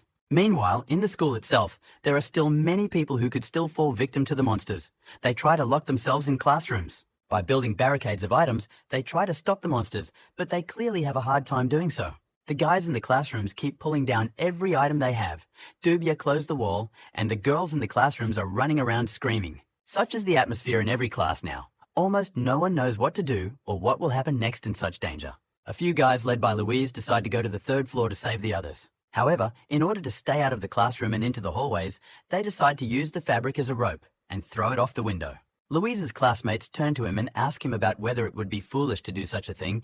He says it's nothing. Immediately afterward, he decides to be the first to start going down to show his example to the rest of the class. However, there are already monsters waiting for him downstairs, who are clearly in a very horrible mood towards him, and that doesn't make him happy. At one point, Louise manages to get down 1 floor below, using such a makeshift rope and climb through a window.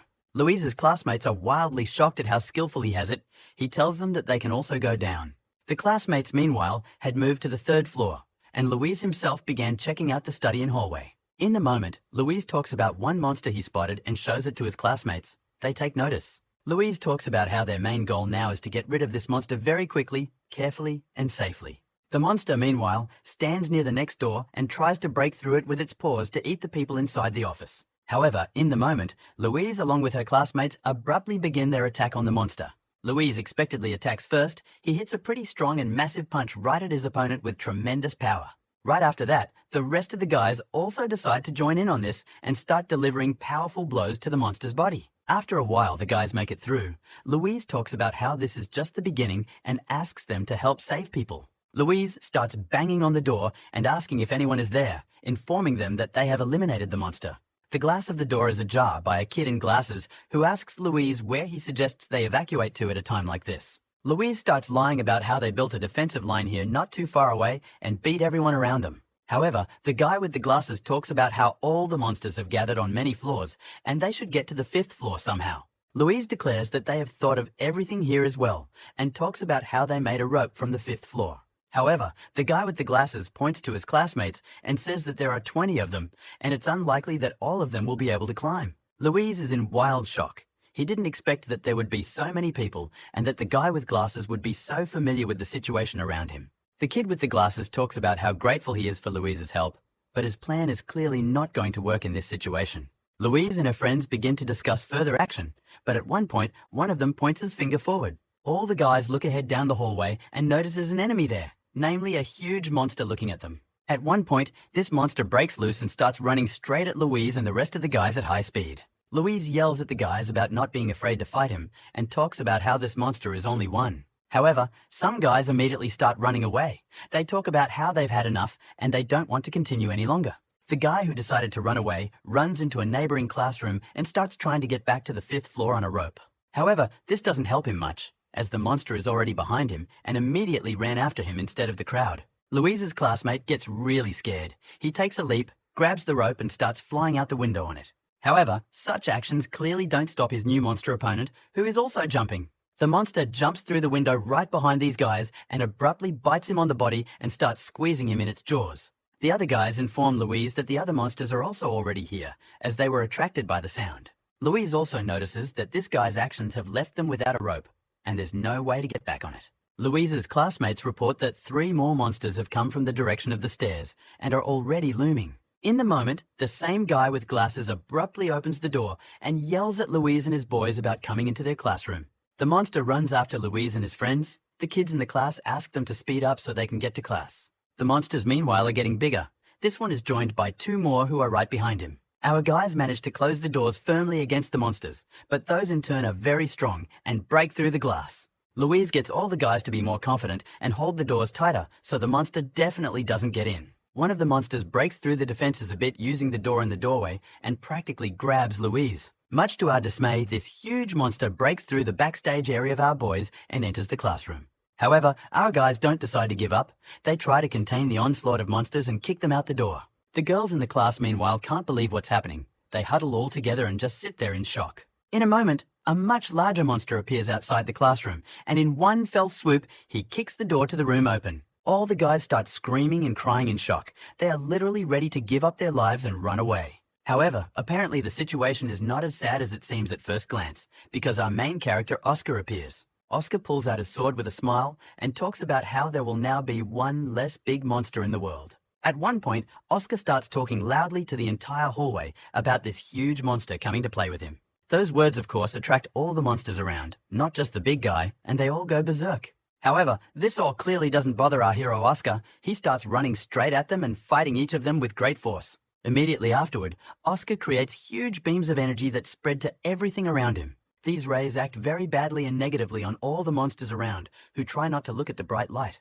The guys around him ask Louis about what's going on in the hallway right now, but he says he doesn't know himself. Meanwhile, Oscar slays all the opponents in his path and reaches the strongest one on the floor. The monster, which is strong and standing right in front of Oscar, abruptly snaps out of his seat and heads straight for him at breakneck speed. However, Oscar isn't intimidated by this at all. He quickly whizzes right by the monster and slays it with his sword. Oscar continues to fight this monster, because such a huge opponent will be difficult to defeat in a couple of blows. However, after a few more blows, our hero manages to fight against the monster, and he falls to the floor. Immediately afterward, the kids in the class cheer mightily as they see Oscar take the monster's life in an instant. Louise immediately starts running right at Oscar and jumping around talking about how he's a great savior. Louise falls on our hero's shoulders and starts crying and talking about how he already thought he was going to die here. A guy in glasses turns to our hero and says that this world for him has become much more interesting than before. Immediately afterward, the guy with the glasses grabs the blood, takes Oscara's hand and introduces her as Danielle. Oscar turns to Louise and asks about where those who are kind of monsters and kind of regular people are now. Louise explains and tells everything that happened, and our hero starts to praise him, much to Louise's delight. Oscar starts walking forward with everyone and talks about how it would be good to get everyone to safety. Oscar is contacted by Jessica, who informs him that the main monster has hidden in the woods and it is unclear where he is. Oscar realizes that this is a terrible situation for them all, and until they destroy the main monster, the incident could happen again. Jessica also reports that the ring space is still in effect, and Amelia is trying to track the monster's tracks. Jessica also reveals that the chapter, along with her deputy, dug through the archives and learned some details about the monster. Jessica talks about how this monster gets along very well with people and easily falls in with them. Immediately afterward, the monster attacks the victim and injects a snake seed into them, making them its subordinates. And the main goal of this monster is to replace all of humanity, thus making everyone his servants. Oscar finishes talking to Jessica and turns to a guy named Daniel, asking if there's anything he can do to help him. Oscar talks about how if the questions are about superpowers or heroes, he won't answer. However, Danielle asks about how long it's been since such monsters have consisted among ordinary people in such a place. Our hero Oscar speaks the truth and tells us that monsters often lurk among ordinary people and attack at terrible times. Daniel talks about thinking about it and realizing that someone is clearly always guarding them at night, meaning the Night Watch. Our hero Oscar notices that Daniel wasn't surprised at all after all the information, so he asks if he was surprised or scared. However, Daniel only smiles big and asks Oscar about why he should be afraid all of a sudden. Daniel talks about how he just recently completed his master's degree in chemistry and living things.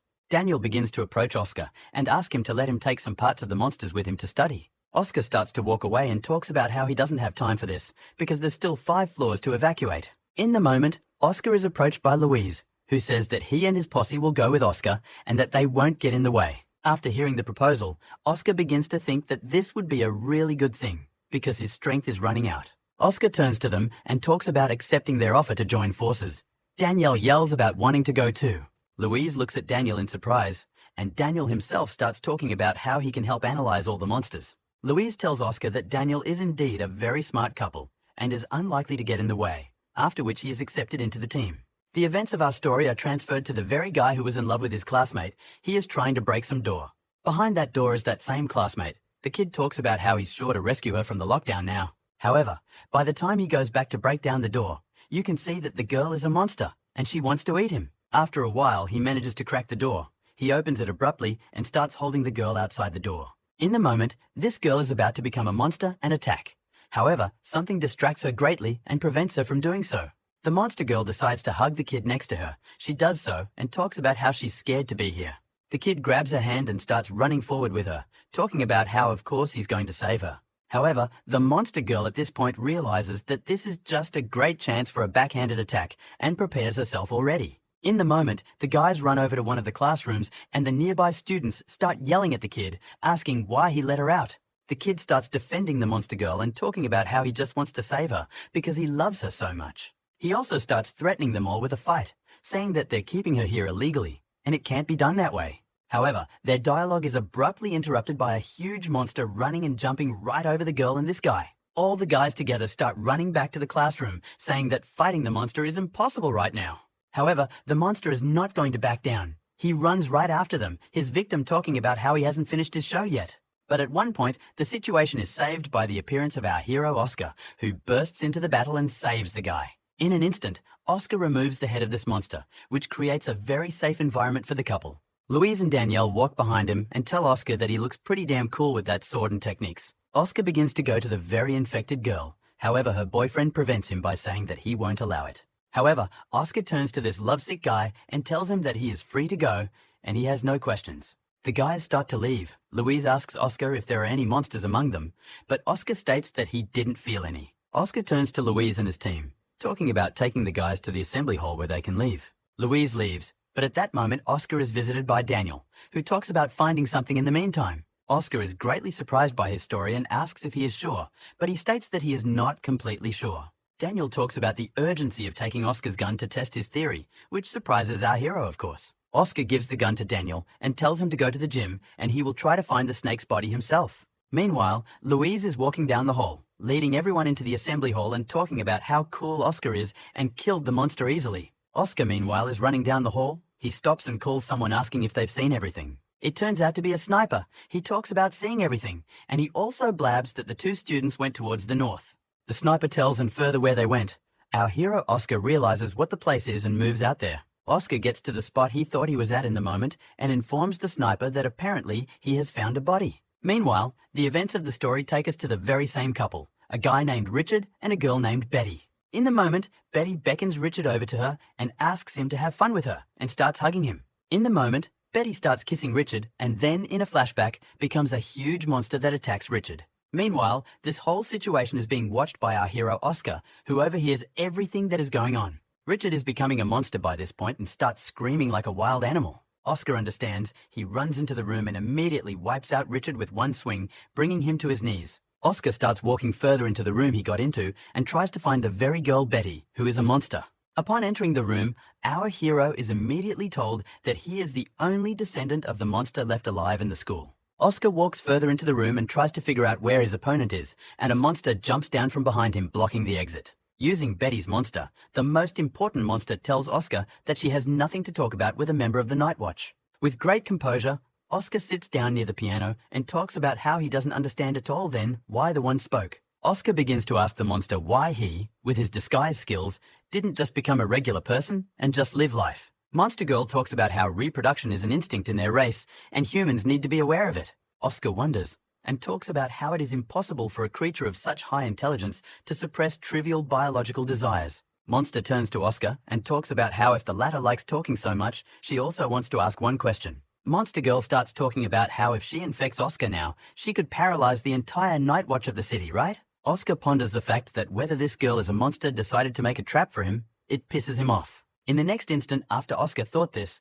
the monster abruptly snapped out of his seat and started flying at him. Our hero Oscar, of course, notices this and realizes it's worth acting on and easily dodges it. However, as it turns out, the monster's attack was much more powerful.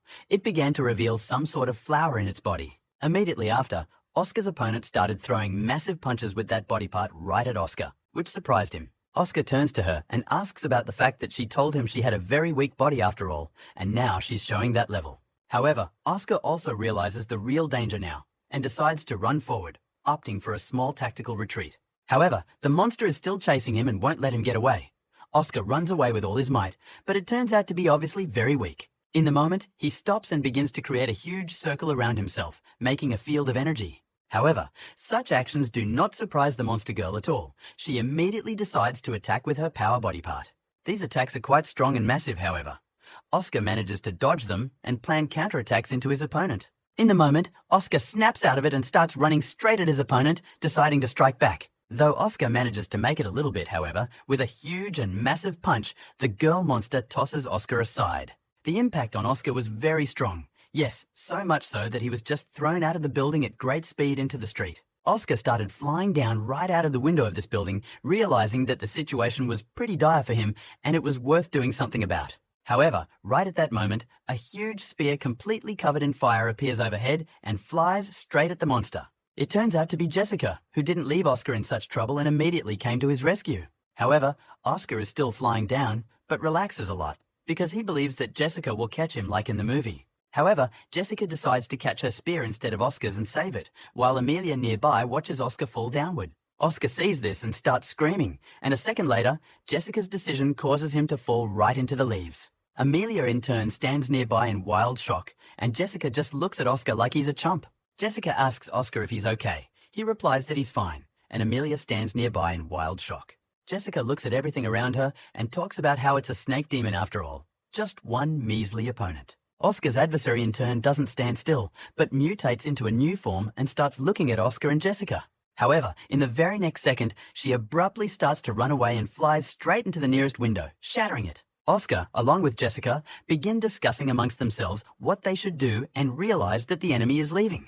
Jessica talks about how she doesn't see a problem at all, as she doesn't like bugs scattering and picks up the aura of fire. Immediately afterward, Jessica snaps out of her seat and starts running straight at her opponent with a charge of fire in her spear. Jessica starts to do an upward leap and swings her spear of fire to throw it at the monster's trail. With a rather sweet face, Jessica turns quietly to the monster and talks about saying goodbye to his life. In the next instant after that, Jessica throws her spear forward with tremendous speed. The spear flies at tremendous speed straight into the building and a series of explosions from the sheer energy begins. After a couple minutes, Jessica finds the corpse of the monster and talks about how that's the end of it. She destroyed it in one fell swoop. Jessica starts yawning and talking about how she thought it would be more interesting. However, Oscar wonders what she thought at all. Jessica turns to Oscar and asks him not to be sad and talks about treating him to dinner tonight, while Amelia is in the back taking pictures. Oscar is standing near the corpse, looking at it and thinking about something, and Jessica asks Emily about what she's filming there. Meanwhile, the events of our story move to the assembly hall, where all those kids who are still in school are. Daniel approaches Louise and asks about the name of the organization Oscar is a member of, who replies that it is the Night Watch. Immediately afterward, Louise talks about how Daniel now needs to purge his memory, which scares him a lot. Louise starts joking around and talking about how the Night Watch has a device that clears the memory of those who know a lot about them. Daniel asks what about Louis himself then, but he says that he's about to become a member of the Night Watch. Daniel asks about the conditions for joining the Night Watch, and Louise asks if Daniel has also decided to do so. Oscar enters the room to announce that the mission is complete and they have defeated the monster along with Jessica. Louise runs up to Oscar and talks about how he's made a huge contribution and whether he can join the watch now, but Oscar says he can be. However, in a moment, from behind Louise announces Daniel, who fires several powerful blasts directly at Louise. Daniel ignores Louise's words and continues to fire powerful pistol shots at his head. Finding himself with 3 holes in his head, Louise turns around and asks Daniel why he's taking shots at him. But, in a moment, Louise realizes the whole situation. He grabs his head and begins to wonder why he didn't die from the gunshots. Louise begins to tremble. He turns to Oscar and asks about the fact that he has now awakened all of his sentinel powers. However, Oscar states with a cold face that Louise is the snake demon everyone is talking about. Oscar looks directly at Louis and talks about what is only one part of him to be exact and pulls out his sword. In the moment, our hero grabs Louise by his clothes and tells him about looking directly into his eyes. Immediately afterward, their gazes make contact and the soul begins to leave Louise's body with Oscar's aura. Immediately afterward, Louise starts to fall to the ground. Aura walks away and Oscar grabs him and holds him in his arms. However, in the moment, Louise becomes a monster, grabs Oscar's hand and asks the man how he knew about all this. Oscar removes his hand, and Louise talks about how on Oscar's level, it's still impossible to see through his mask. Oscar pulls out his sword again and talks about how he really didn't see anything, but the sheer number of mistakes led him to that conclusion. Daniel enters the dialogue and starts talking about how he also suspected a lot of things when he was watching Louise. One such point was that there were many injured people on the 3rd floor, yet the monsters didn't attack them. Daniel also picked up on the fact that when the monster jumped from the window behind the man, it felt as if its goal was to cut the rope, not to kill. Daniel also realized that the second part of Louise's plan was to get close to Oscar in order to be close to him at all times. Oscar talks about how he realized everything then because Louise created a second personality to get close to Oscar. Louise is now standing there just looking directly at Oscar and Daniel with a very disgruntled face, not sure what he should do. Oscar tells us that they knew at once that the snake demon had been among the people for a long time. Oscar also says that they also knew that this demon is highly intelligent and understands people's actions. And next, in describing the demon and Louise himself, Oscar suggests that this is how Louise came into the world. Oscar also tells us that most likely because of the incident with the Ghost King, the snake demon became afraid of the Sentinel and decided to defeat them. Demon Louise starts clapping his hands and talking about how Oscar really surprised him with his knowledge. In the next instant after that, Louise turns into a huge monster and attacks Oscar directly. However, such actions on the part of Louise do not scare our hero at all. He stands on 2 legs and faces Louise's monster. Immediately afterward, Oscar's sword and Louise's paw come together in a clash, and a strong fight ensues between them. Oscar is going side to side and trying to figure out his opponent's moves so he can attack him well. And in an instant Oscar manages to do so, he immediately lands a rather sharp and massive punch to the face of his opponent. Having deprived the monster Louise of his sight, Oscar makes a strong jump upwards to cut off the monster's head and accomplishes his task. Oscar stands by Louise's dead head and talks about how they're finally done with him after all this time. Meanwhile, the squad leader and his deputy between discuss the fact that it would be nice to celebrate Louise's first successful mission somehow. The squad leader suggests baking some kind of specialty cake or making a nice huge banner. Zam talks to the chapter about acting like a parent whose kid is going to college, and it's funny. Meanwhile, the police surround the area and Oscar, Amelia and Jessica go to the rest of their squad. The head of the squad turns to Oscar quite nicely and asks how he's feeling. He replies that he's fine. Upon hearing this question, Jessica starts yelling at the captain and asking him about why he didn't ask her the same question. However, at one point, some uniformed man runs up to our heroes and asks them to wait, saying there's a problem. The worker begins to tell us that when they started cleaning up, the monster's head disappeared somewhere. Our hero Oscar also hears all this. He gets out of the car and heads to the worker to understand the whole situation. Apparently, the head of the snake monster was missing for a reason, and it was stolen by Daniel. Daniel begins to realize that there may be a big hunt for him, and he starts to think about hiding in the hatch. As it happens, Daniel stole the head of the serpent dragon and began hiding somewhere underground. Daniel reaches his head out, grasps it, and in a moment he notices that he can see the bones of his arm, and his eyes glow green. Daniel screams about how it's just a great feeling. He says he's finally mastered her. Meanwhile, Louise wakes up in the very same dungeon in the hospital that is in our hero Oscar's dream. Louise doesn't realize where he is.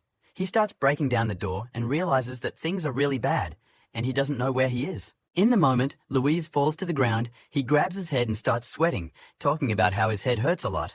Louise begins to have visions in his head of the very people he killed while he was a monster. In the moment, our hero Oscar walks up to that very cage. He starts looking directly at Louise, who is in shock. Louise starts to get very angry with Oscar. He screams and swings, making attempts to destroy the cage around him. Louise begins to yell at Oscar again, but the latter only responds by saying that he has already chosen a fate for Louise. Louise starts to push pity and talks about how if Oscar kills him, Daniel will also die. However, in response to this, our hero only smiles and says that he generally doesn't care about it. Louise realizes that he has no chance and begins to press on pity, telling about his hidden abilities. He takes a long time to list all his skills, and our hero asks him if he has anything more worthwhile to offer. Oscar quietly turns to Louise and asks him if he ever took care of mentally ill old ladies. He says no. Oscar says that there is generally one option that Louise can stay, and that is the labor contract they will enter into. Immediately after signing the contract, the aura around Louis changes, and he becomes a #1 doctor's outfit as a nurse. Oscar asks Louise how he feels about the suit. He says it's pretty good. Immediately afterward, the events of the story take us to the hospital courtyard, and Oscar tells Louise about Anfisa and her problems. Immediately afterward, they head to Anfisa herself, who is delighted to bits when she sees Oscar. Oscar tries to gently explain to Anfisa the fact that he has found a man to follow her, which surprises her greatly. Anfisa sits with a very pensive face. She looks at Oscar and can't understand anything. Louise is getting scared by this time. In the moment, Anfisa starts yelling at Louise like he's her grandson and talking about how Grandma finally found him. Louise immediately realizes what's going on. He comes up to her and tells her that he also misses her very much. Oscar, meanwhile, walks the halls and reflects on the fact that he's been socializing with Anfisa for a month, and it has taken its toll. In his spare time, our hero also practices special techniques in order to control himself and power. His shooting and bullet dodging skills have improved the best. In this, he is now simply a master. However, his skills are better than a human, but definitely not better than the other squad members, especially the sniper. Some time passes and a new recruitment begins in the watch circles. Our hero suggests that they may go to another city for training. Apparently so, because the head of the squad gives Jessica instructions on how to purchase goods for the road. The events of our story carry over to a full-blown guy named Charlie who is in a massage parlor. His manager approaches and informs him that he has received an invitation to a neighboring town in the east of the country. In the moment, Charlie throws out this invitation and afterward asks to book him tickets, talking about flying him there tomorrow.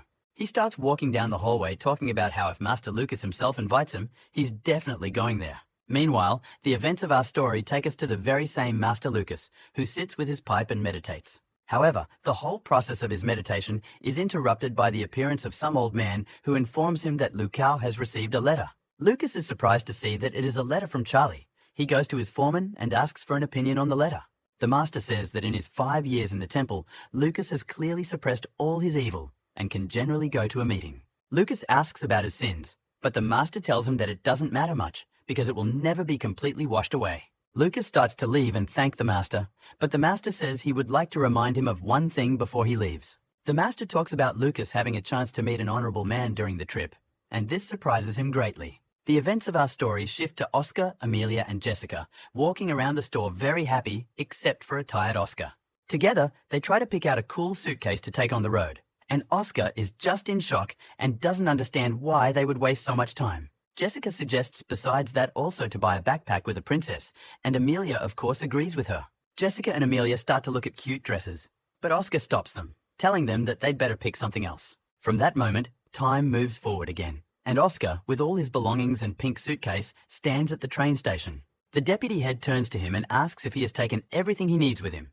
Oscar says he is ready for everything and has taken everything. Jessica talks about getting the right creams and gels for Oscar and asks her to remember to use them. The head instructs our hero and asks him not to worry. He says he can handle everything.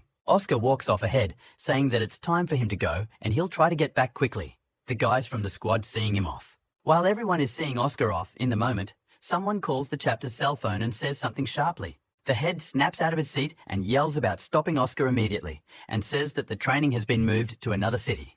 The boys all start running forward together in an attempt to stop our hero Oscar from leaving town. Meanwhile, the events of the story take us to some unknown large ship at sea. Something very important is clearly happening on this ship, as a lot of rich people are inside having dinner. However, at one point, the ship starts to shake very violently, which is clearly not like normal waves. And it's true for a reason, as some huge chushals begin to encompass the ship in a circle on all sides. It turns out to be some huge monster. It wraps itself around the entire ship and starts trying to eat it. Using the engine, the ship makes attempts to break free. However, this does not end well. All the people inside are shaking. Meanwhile, the monster doesn't stop. It tries to take over the ship right as it approaches a major night city. In a moment, the monster decides that the best and most successful strategy for him would be to simply consume all the water around him. However, a huge, powerful beam whizzes by nearby and knocks down everything in its path, slicing through everything around it.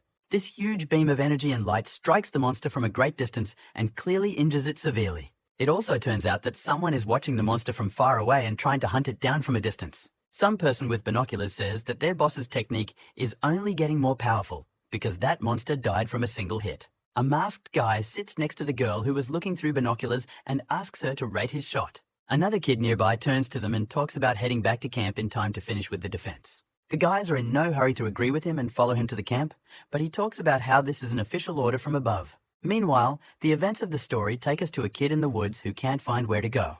This guy is being followed through the scopes. The tracker informs someone that the person is approaching already. Meanwhile, this man with a pink suitcase and backpack reaches some huge doors and starts looking at them. Some man in uniform opens the door for him and asks who he is. The guy replies that he's a rookie Jake. The man ushers him inside and tells him that he's the first to arrive and it's still a couple days before training begins. The man asks to be called simply instructor, for that is what he is in this boot camp for recruits. The instructor begins to do a tour of the area for Jake, first showing a runway for military flying equipment. Next, he shows off a building that few people like, for it is where theory classes for second years are held.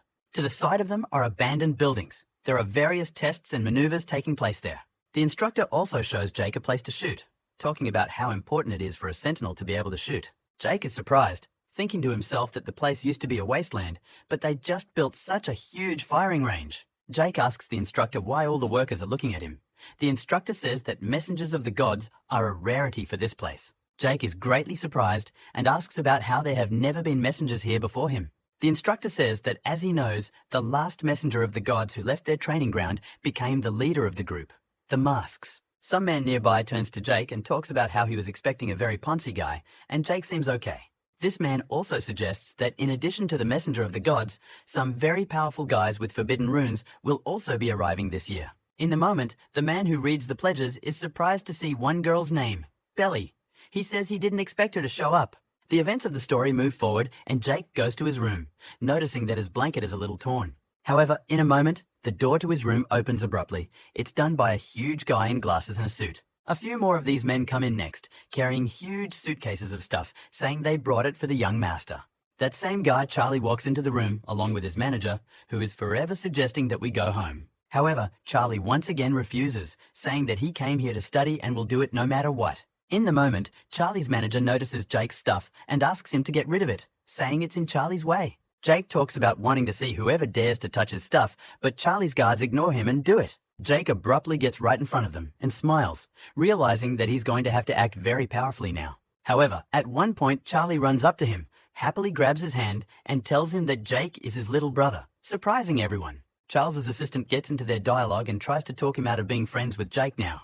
However, upon hearing such a suggestion, Charles just abruptly tosses his assistant aside in a moment. Immediately afterward, Charles turns to the guards and asks them to bring the gifts he has prepared for his neighbor. Jake starts looking at the things in the drawers, while Charles chases the guards away saying this isn't their room. Afterwards, Charles says he forgot to introduce himself, apologizes for everything, and asks to just be called Charlie or Chubby. In the moment, Charlie talks about his family being in the watch business. He immediately recognized that from the gifts. Charlie talks about how his family is actually very humble, even though they are in business in many industries at once. 2 days have passed since that moment, and Jake stands brushing his teeth, reflecting on the fact that Charlie manages to hide his origins well. However, when Jake walks out into the hallway, he notices that Charlie is busy handing out presents, namely a lot of watches. But in a moment, the military gets involved in all of this, and they criticize Charlie and talk about how no fairs should be held here.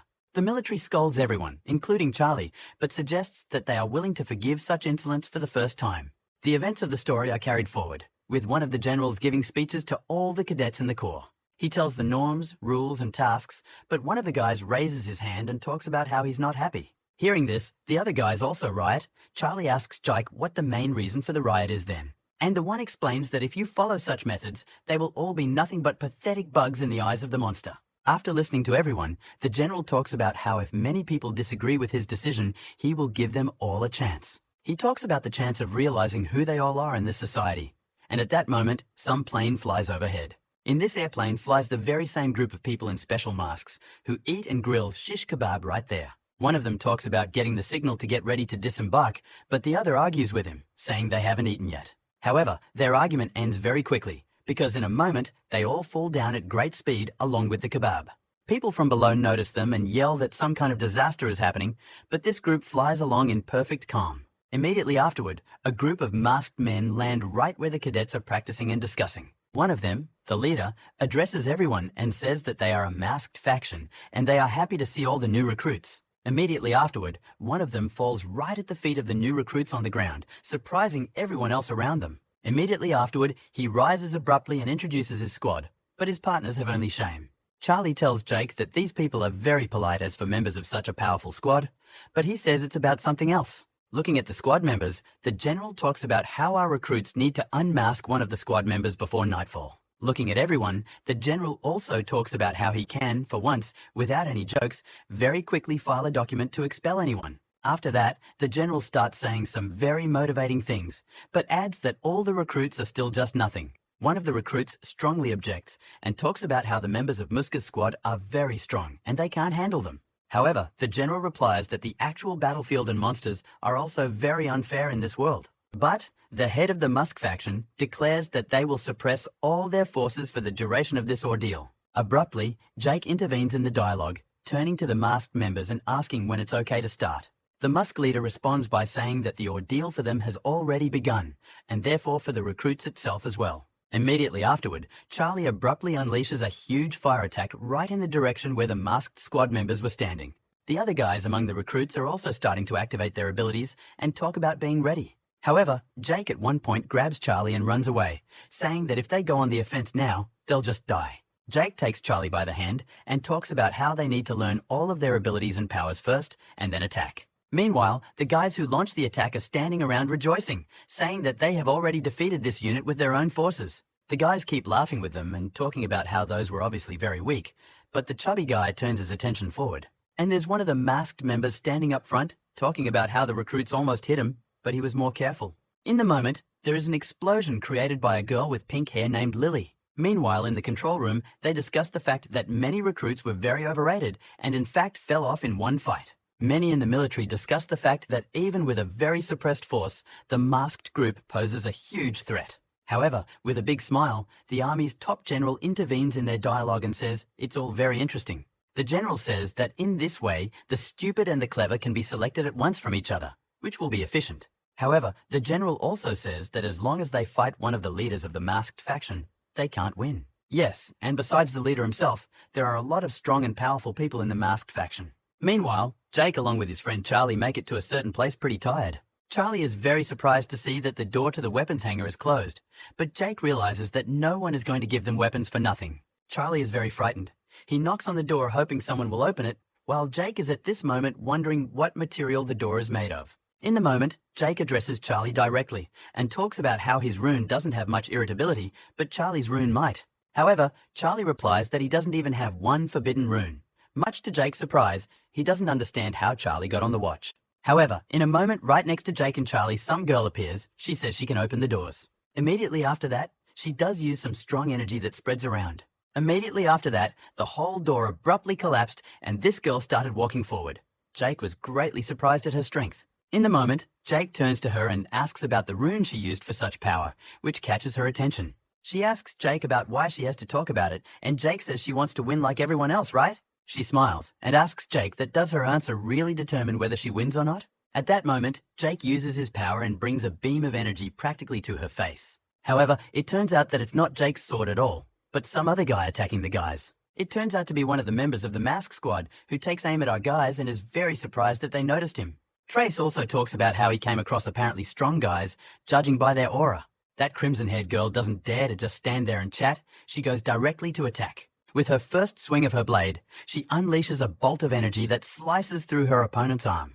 Charlie is immediately overjoyed, thinking they've managed to take down one of the masked men, but Jake says it's not that simple. In the moment, one of the masked faction members uses his powers, through which he manages to heal his arm. Our hero talks about how he probably used a trick of the light. The man responds by saying he'll get rid of the girl first. However, in the moment, right in that hangar where all this was happening, there is a very powerful explosion that blows everything around it away. These turn out to be the same guys recruits say they can't pass up an opportunity like this. Of course, the guy in the mask reacts violently to all this and jumps right into their direction, throwing punches. However, in the moment, one of the masked guys feels a very strong pressure on himself, realizing that this is the power of a messenger of the gods. Immediately afterward, the masked guy and the guy next to him are pitted in a duel against each other. Everyone else is just standing around in wild shock because they didn't expect the outcome of the battle to be just like this for them. However, in a moment, all the firearms the guys had in their hands began to rise upward at a tremendous rate.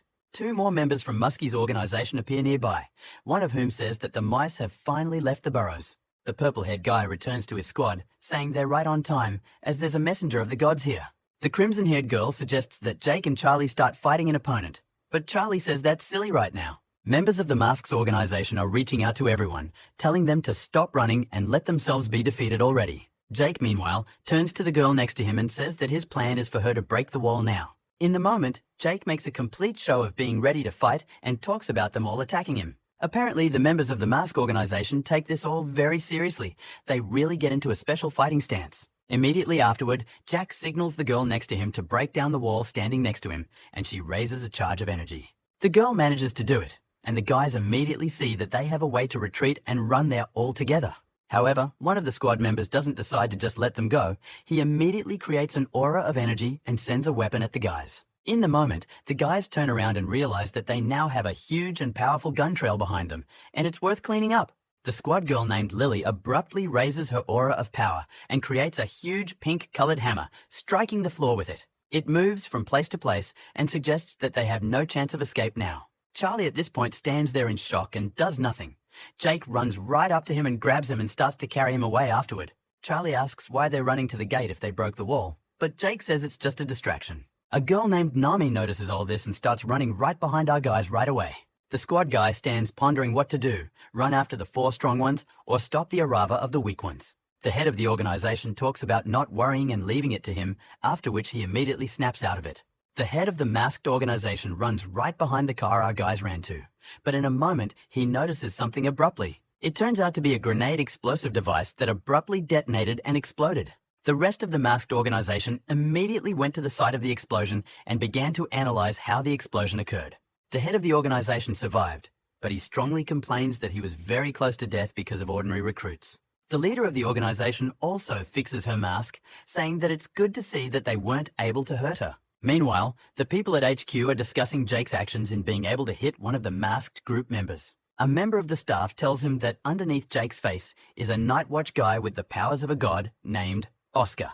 Meanwhile, Oscar, who was previously pretending to be another guy, sits with Nami and watches the others' actions. Charlie asks Oscar about what happened after the explosion, and if they were able to defeat the leader of the masks. Oscar says he's not sure about that. Their dialogue is interrupted by Nami. She presents in front of Oscar and reveals her powers.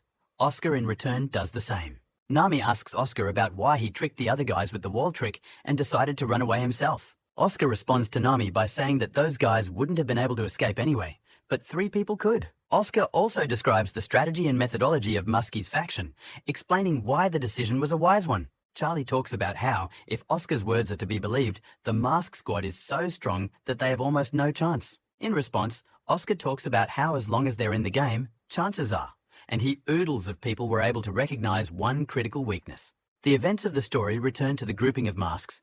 Among themselves, they discuss the decision to move to the dormitory. One of the squad members says it's worth acting together, since the other recruits have already banded together throughout the camp. Meanwhile, Oscar sits on the floor and starts telling Charlie, along with Nami, his opinion of the mask's plans. Looking up at the sky, Oscar talks about how few people are a disadvantage to them, but for our guys it's a plus. The leader of the Musk group, meanwhile, says the same thing, so they decide to eliminate large groups of recruits. Time was moving forward.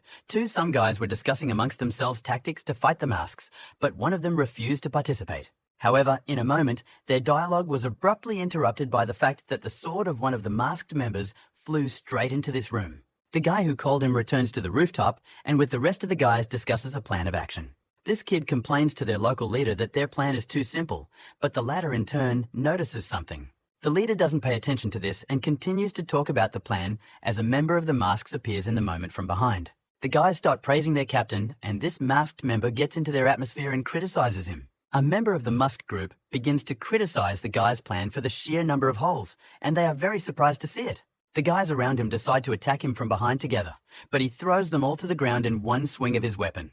The leader of this local unit realizes that he should act, and preferably quickly, so he creates a sphere of energy. Immediately afterward, this guy makes a tactical expansion of the sphere, thus completely dipping himself in it.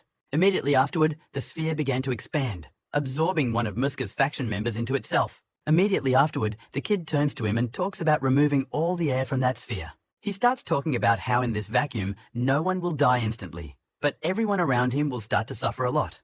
The young man threatens the masked man that they don't have much left to live for, so they better take off the mask and end it all. However, he gets no answer to his request, only to catch someone's strong sword that flew in his direction. Although he managed to reflect the sword, but to stand against the blob of energy that was thrusting at him was not possible. The masked kid decides not to debate him and immediately throws a few more straight punches. The kid who created the sphere can't stand such severe injuries and damage to himself, from which he flies down at high speed. From such sharp blows, he loses his strength and the sphere disappears.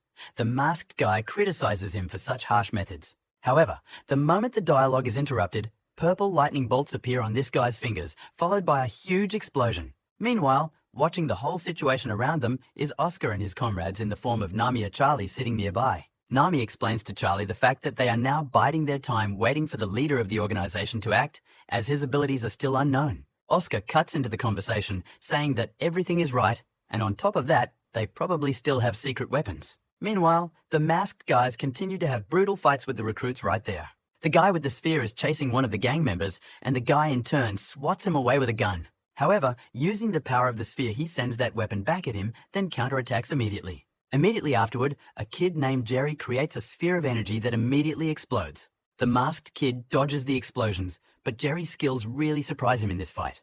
Jerry turns to the masked guy and good-naturedly tells him the principle of how his spheres and the energies in them work. However, the masked guy stops abruptly and says that even with such abilities, this young man is still weak. Immediately afterward, special pink hammers abruptly appear right above him and clamp him inside. This turns out to be help from a girl named Lily. She saves her masked partner using the runes of hammers. Afterward, Lily looks directly at Jerry and talks about how he's a pretty dangerous opponent as it turns out. The squad leader also arrives on the scene, saying that apparently Jerry is one of the 3 strongest recruits. However, in a moment, their dialogue is interrupted by the fact that there are sharp whooshes of gunfire and machine guns coming from the windows. The squad immediately takes notice, seeing several people in military uniforms. It turns out to be a group of recruits. They stop abruptly and combine their forces together. Using their combined forces, they create a wall in the dormitory courtyards that blocks the masked group's retreat. Afterward, a squad of these high schoolers was led by the very same guy, Jerry, who started demanding the captain's mask. Members of Muskie's squad talk about how powerful this attack from the recruits really was, but the captain tells them not to worry. One of the squad members asks the captain to spring into action, reminding him that they need to eat a kebab around 6 p.m. The guy's recruits, meanwhile, don't really want to wait. They start shooting down more actively, shouting that victory will be theirs. They even have weapons with missiles in their arsenal, but one of the squad members easily absorbs the shots with his strength.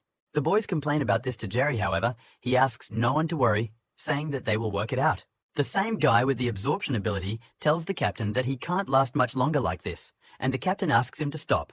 That guy's aura disappears, and in its place appears the mysterious power of the masked squad captain. Jerry stands in shock, for he immediately realized what the problem was.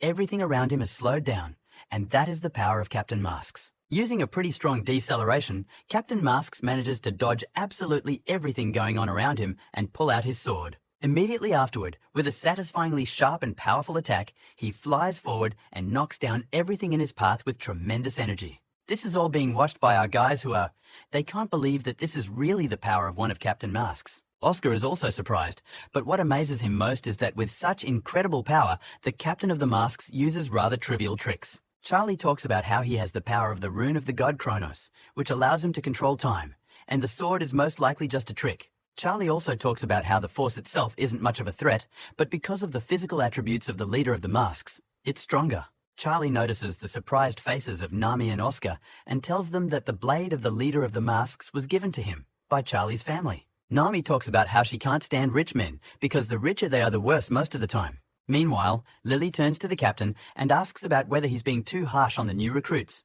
who says he meant well. Lily begins to count the number of recruits destroyed and their strength, realizing that there are clearly not many left. The captain asks everyone to follow him, saying it's time to meet the messenger of the god in the final battle. One of the squad members uses his abilities and talks about how no one can escape them now like they used to.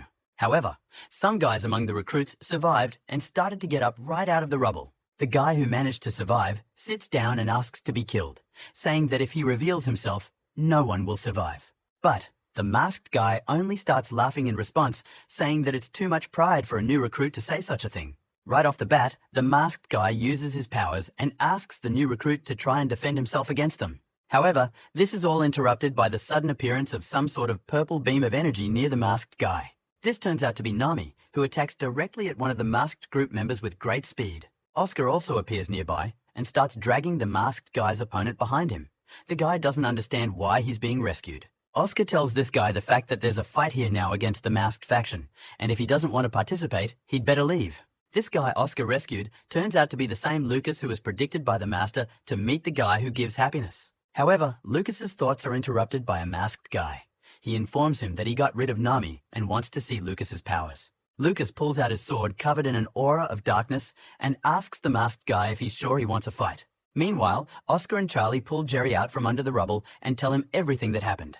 Jerry turns to Oscar and asks why he's so confident in his victory when there's still a huge battle ahead. Meanwhile, Lucas uses his true abilities, creating a simply horrible aura around him, his eyes turning red. Immediately afterward, Lucas snaps out of his seat and charges straight at his masked opponent, attacking him sharply. A pretty powerful fight ensues between the two, in which it's immediately apparent that Lucas is in a position of strength. The masked guy tries to counterattack him, causing a huge ball of energy to go between them. Immediately afterward, there's a massive explosion that hits a lot of things around it, and the masked guy dodges it. The captain of the masked squad enters the fight, saying that he is always ready to help his men in a tough battle. The leader of the masked faction talks about how their opponent Lucas has a pretty strong rune of darkness. He also talks about his rune being on the list of forbidden dark divine runes. The guy who fought against Lucas suggests that he's been very careless before, but now he's going to prove himself. He attacks Lucas directly, but the latter is also ready to attack and starts to defend himself using his power. Meanwhile, the other members of the masked squad discuss amongst themselves that they really need to be more careful. However, right as they are discussing this amongst themselves, Nami appears from behind and flies straight at them with a huge attack. One of the masked squad members immediately takes the entire attack on himself, protecting his partner from attack. He tries to engage in a fight against Nami, however it turns out to be not as easy as he originally thought. Lily also springs into action, talking about how she doesn't understand why recruits are so fond of sneaking up from behind. Meanwhile, Charlie is watching everything going on in the courtyard of the dormitory, looking at the fights through binoculars. But in a moment, a member of the masked faction appears behind him and attacks him, but some sort of barrier interrupts the blow. Immediately afterward, the masked guy makes a few more attempts, but after a while, his sword simply breaks. Charlie apologizes to the guy in the mask and says that he is protected by special equipment, and it will not be possible to harm him. Immediately afterward, Charlie talks more about his powers, but his enemy doesn't listen to him and just starts activating his abilities. Meanwhile, our hero Oscar enters the fray and heads straight for the leader of the masked factions.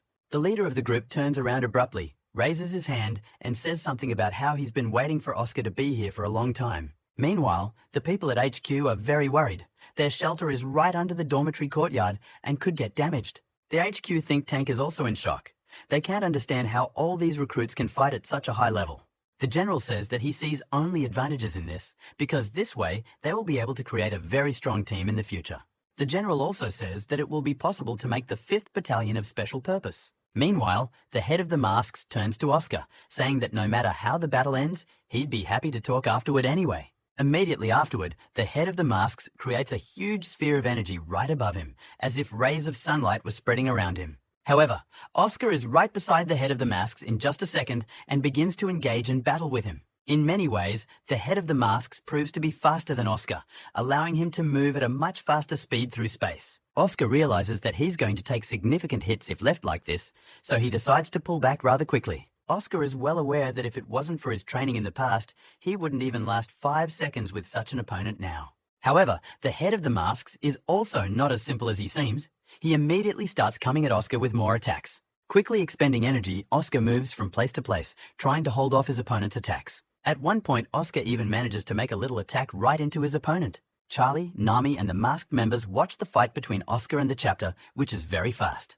One of the masked members suggests that all the recruits take a break and take a breather while the chapter and the others fight. However, their dialogues and musings are interrupted by the loud shouts of Charlie, who asks Oscar to slay his opponent faster. Seeing the kind of support Oscar is getting, the masked guys also start cheering for their captain. The head of the masks tells Oscar that if you listen, his support sounds much louder. Oscar only smirks in response, saying that apparently his opponent has reached the limit of his mental power. Meanwhile, Oscar attacks again and talks about how he doesn't care if he wins or loses. His main desire is to show his full power. The head of the masks raises his sword and says that if Oscar's desire is so high, he will put all his strength into the final blow. Charges of powerful energy begin to appear around. Our hero Oscar realizes that most likely his opponent is not joking at all now. In the moment, the head of the masks appears right in front of Oscar and says that this is the end of it, preparing to deliver a massive blow. Oscar also decides that he should show his strong side and creates a huge charge of energy around him. All the other guys say the fight is picking up a lot of momentum and the wind has picked up a lot around them. In the moment, a strong aura of a god appears, the same god Michael that lurks inside Oscar. Oscar himself at this moment is as if in the hands of some angel who warms him around and does not let him die. In a moment, it all comes back together, but the mask leader notices the change. He saw the very aura of the god. In a moment, Oscar manages to break through his defenses, immediately after which he pulls out his blade and pulls it back, preparing to strike. Immediately afterward, Oscar picks up a lot of speed and runs straight at his opponent, preparing to deliver a crushing blow. And it works out. Oscar strikes a powerful blow against the leader of the Muskie factions, and it turns out to be a guy named Jean. In the moment, everyone around who was watching the fight with shock notices the fact that Jean's mask was broken by Oscar's punch. At first, Jin tries to cover her face with her hand. However, afterwards, she turns to everyone and only apologizes to them. Immediately afterward, Jin gathers enough energy in his hands and seals the gap in his mask. This is all being watched by Oscar, who is greatly surprised that using Jin's energy, he was able to restore his mask. Jin explains to our hero that he has reversed time by a few seconds. Many will not realize it, only the very strong will notice the change. Oscar thinks it's cheating, but Jin explains that he admits defeat, but wants to continue training other recruits. In response, Oscar talks about how his principals don't allow him to admit this kind of defeat publicly. In return, Jin offers Oscar a rather large amount of money and any favor from him. Oscar realizes that deep down he didn't want to agree to this, but he was offered enough money to keep quiet. Jinnar's aides notice this and communicate with him on the subject of Jin. The general says he's figured it out too, and he accepts Jin's decision. Time moves forward, and the general decides to make a public statement saying that he is disappointed in the recruits. He talks about how out of 300 people, only a few were able to touch members of the Musk group. Next, he announces that training further will take place in just 1 year, half of which will be just physical training for the guys. The general also states with anger that they will keep the fighters in different endurance training throughout this time. Charlie turns to Oscar at this time and asks about why he won't tell everyone about the situation with Jean. Oscar asks Charlie how he knew, and he tells him that using an artifact, he was able to record everything and watch it. Oscar tells Charlie that everything that's going on makes him a little uncomfortable, because he shouldn't let the new recruits be so inexperienced. Hearing such phrases from Oscar, Charlie was highly motivated and had already begun to envision our hero as a god. Some time passes. The guys return to the dormitory noticing that after only half an hour, it has already been completely rebuilt. Oscar talks about how this is apparently the work of the same guy again, which surprises Charlie. He asks not to speak in riddles. Meanwhile, the events of the story take us to a group of masks who are going somewhere tired and unmasked. One of them addresses the captain, talking about how he shouldn't waste his powers like this. Lily intervenes in the dialogue. She immediately asks about their captain losing to Oscar in that fight. Jean immediately talks about how everything is right and some of the recruits are smart beyond their years and will pass everything with flying colors. Meanwhile, the events of the story take us to Jerry, who is running around the field and getting very tired from 50 laps. The general reminds him of his words about 100 laps, whereupon Jerry gets up and immediately starts running forward. Meanwhile, local doctors are taking stock of Charlie's condition, who collapsed after running only 20 laps because of his fat.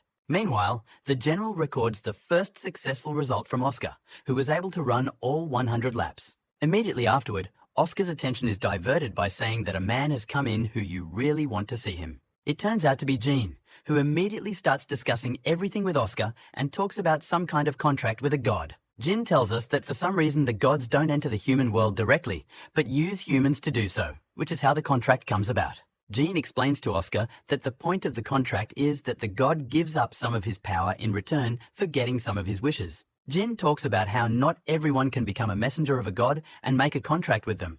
Our hero is surprised and doesn't remember anything like that.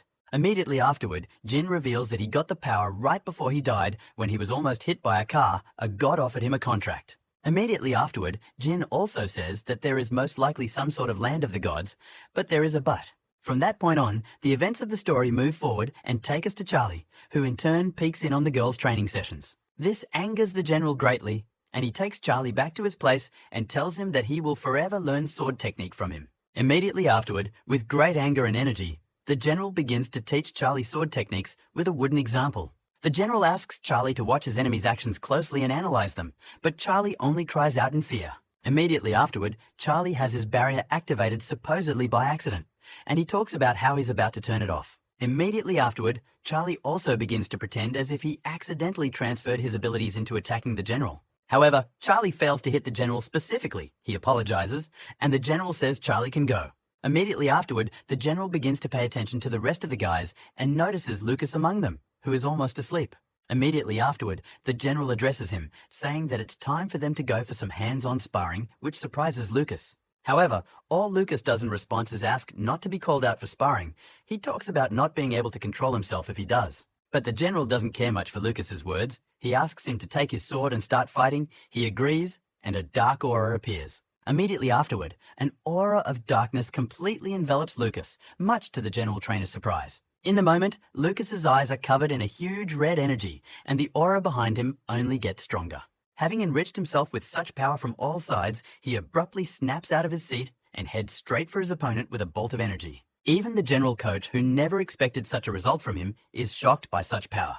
However, the general coach doesn't want to show himself weak and starts defending himself against Lucas's powerful attacks. But it turns out very badly for him, because Lucas's strength is even enough to throw the general aside very powerfully. Immediately afterward, he turns to all the recruits and asks them to leave the battlefield immediately, saying that the battle is no longer a training battle. However, while he was talking about it, Lucas, being without sober consciousness, started attacking him again. Lucas fails to control his anger, and in just a couple of punches, he once again tosses the trainer aside. Immediately afterward, with slow but steady steps, he began walking straight to meet the coach. The coach began to stand up, shaking and asking Lucas to only look in his direction and never touch the rookies. In the moment, Lucas jumps in with an attack right at the coach, but then Charlie shows up and uses the power of his shield. Oscar also appears right after him, jumping right at Lucas and hitting him sharply with his foot. It helps and saves the coach quite a bit from his situation, putting someone like Lucas aside. Oscar asks to be given a sword, saying he can fight Lucas, but coach stands shocked. Immediately afterward, Charlie pulls out a sword and hands it to Oscar.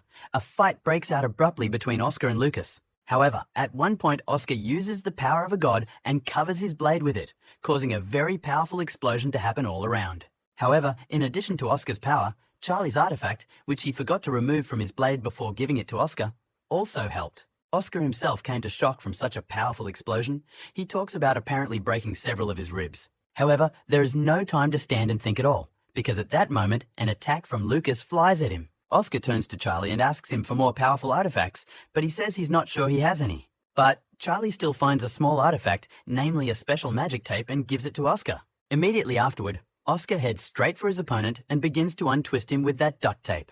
This artifact works very well on Lucas and begins to restrain him as he falls to the floor. Meanwhile, the Chief General tells his aide that things are going very inefficiently and he wants to apply the very same technique. From then on, Time marches forward and takes us to the dining hall, where the boys are once again unhappy with the food they have been given. Charlie cries and talks about wanting his home-cooked food.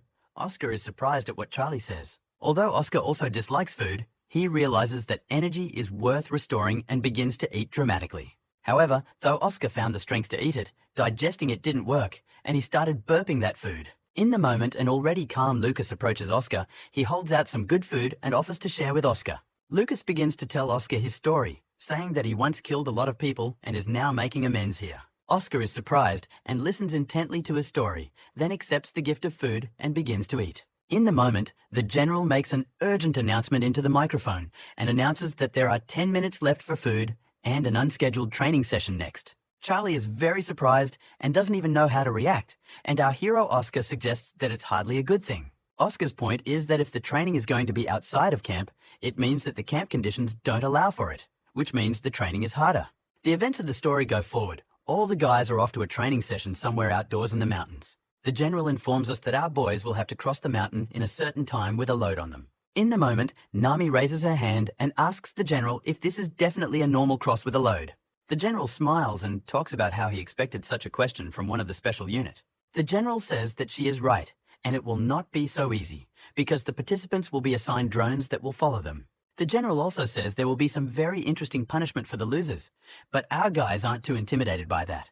Immediately afterwards, the general dictates the rules to all recruits, after which he says that the training session can be considered open. Meanwhile, on the very mountain everyone is going to, there is a guy in a robe who puts an umbrella and aura around it, saying no one will get out. Our guys are already in the middle of practice, and Charlie immediately collapses without energy, telling everyone to wait for him. Lucas tells Charlie that he has many artifacts and asks to use some of them. At one point, the guys do stop, deciding to take a break and discuss details amongst themselves. However, in the moment, Lucas asks all the guys to be quiet, mentioning that right above them right now is a drone. Oscar looks at it and analyzes the flight schedule, and then informs them that the drone is flying past them and not to worry. This turns out to be true, because right after he says it, you hear the scream of the guy in front who was hit by that drone. Our guys are watching it in every way possible, noticing that the drone hit it from one time. In the moment, Charlie notices that his suit is starting to speak in a human voice, and Lucas talks about how it's apparently the speakers. It turns out to be a general. He turns and says that very soon they can start carrying out punishments.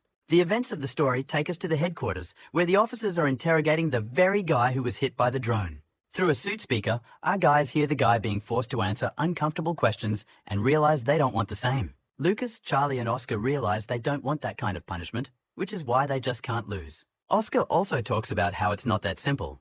He adds that HQ uses an artifact that makes you answer everything honestly. In the moment, our hero is approached by Charlie with a creepy aura and talks about how Oscar has to promise him something. Charlie asks Oscar to kill him in case he gets hit by a drone, because he doesn't want to be punished like that. Immediately, Charlie is filled with energy. He instantly stands up and starts urging Oscar and Louise to go faster too. About 12 hours pass, and all the while our guys are still going to meet the mountain, not realizing when it will end. In the moment, Oscar stops abruptly and tells the guys that in his opinion, something is going wrong. Oscar starts looking at the mountains and describes their entire journey, saying that if everything is correct, they should have gotten out a long time ago, but are still in the mountains. Lucas is getting worried. He turns to Oscar and asks about the fact that apparently they are not on the mountain. Oscar begins to look up at the moon and talk about how he is sure that they are on that mountain. However, the position of the moon is not correct at all. Lucas looks at the moon and says the same thing, that it should be closer to the east now, but it's in that position like it's early morning. Charlie starts immediately screaming in panic and talking about how apparently the instructor had apparently used some sort of secret artifact against them. Oscar agrees with Charlie a bit, adding that apparently they didn't originally want the guys to get off the mountain. Oscar says that apparently they want to exhaust everyone involved, and Charlie faints. Lucas again surprised by his behavior.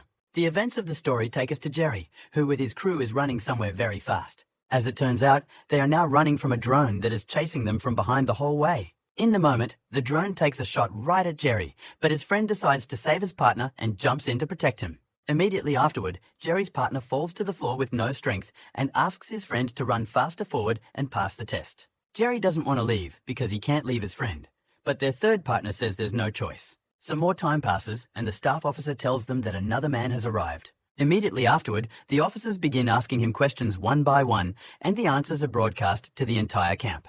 As it turns out from this guy's answers, he really likes his partner Jerry, an answer that shocks Jerry himself. Immediately afterward, the officers proceed to ask embarrassing questions of him, to which he responds, and it makes our guys laugh. Jerry is pretty pissed at our guys because they are laughing at his partner's answers, so he decides to teach them a lesson. However, their figuring out of their relationship is abruptly interrupted by Charlie's loud shout of a drone above them. At that moment, right after Charlie screams, our hero Oscar abruptly steps right on top of Jerry and kicks him in the back with his foot. Jerry abruptly flies forward and falls to the floor, and exactly where he was standing is hit by a powerful drone shot.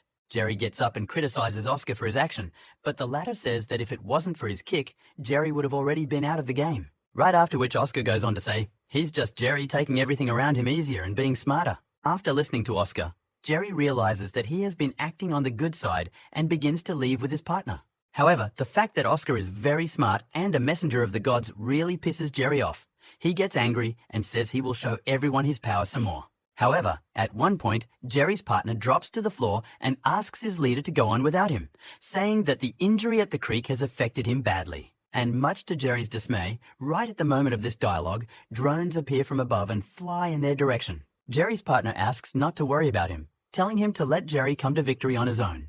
Immediately afterward, Jerry's partner is left under drone shots, and Jerry himself walks forward very disgruntled. Walking through the woods, Jerry assures himself that he must become the strongest and be powerful, and to do so, he should become cold-blooded. Immediately afterward, Jerry's partner asks the drones to eliminate him, but asks them not to ask weird questions, saying that they will embarrass Jerry. However, this hardly seems to bother the drones much, as immediately after his words, there is a shot of energy directly at him. However, in a moment, the drone shot was abruptly stopped by Jerry, who was able to do so by holding the weight in his hand.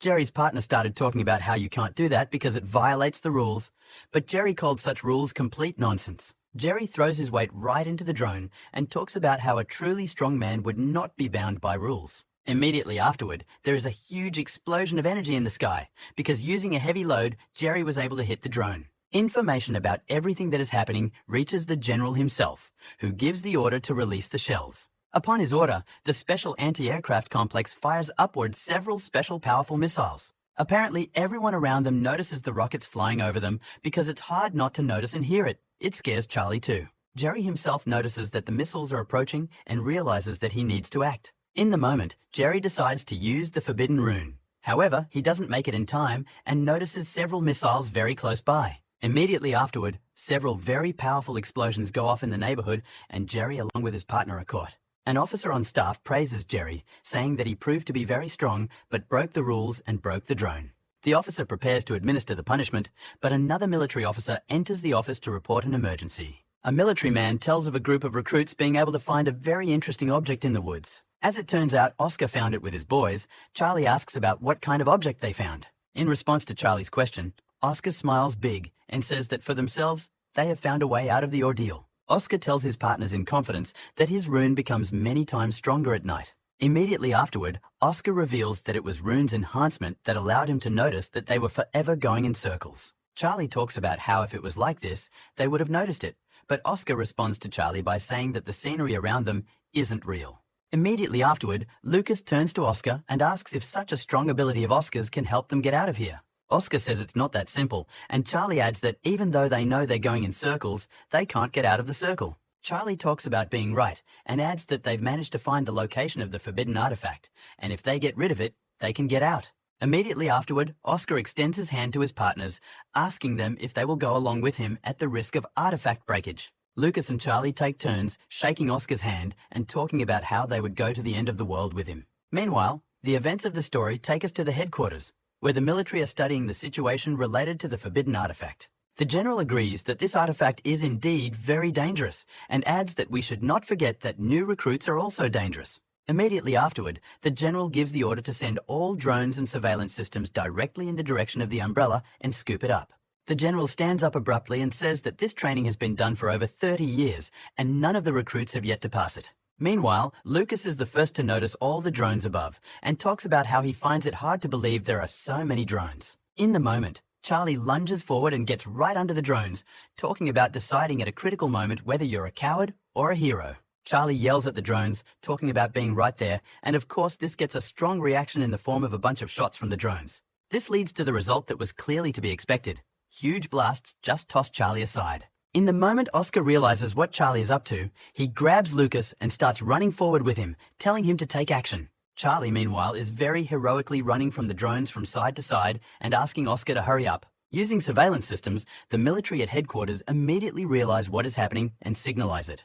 The military immediately realized our guy's plan and decided they had to interrupt it and abruptly launched dozens of missiles in their direction. Charlie is the first to notice all the rockets and immediately starts panicking and screaming, saying that he doesn't understand anything. At one point, Charlie gets really tired. He falls to the floor and talks about how he's apparently reached his running limit. Lucas, meanwhile, notices the rockets as well and realizes there's no more time to think of something, so he jumps towards the umbrella. However, right at that moment, a very powerful explosion occurs, the force of which throws everything aside at great speed.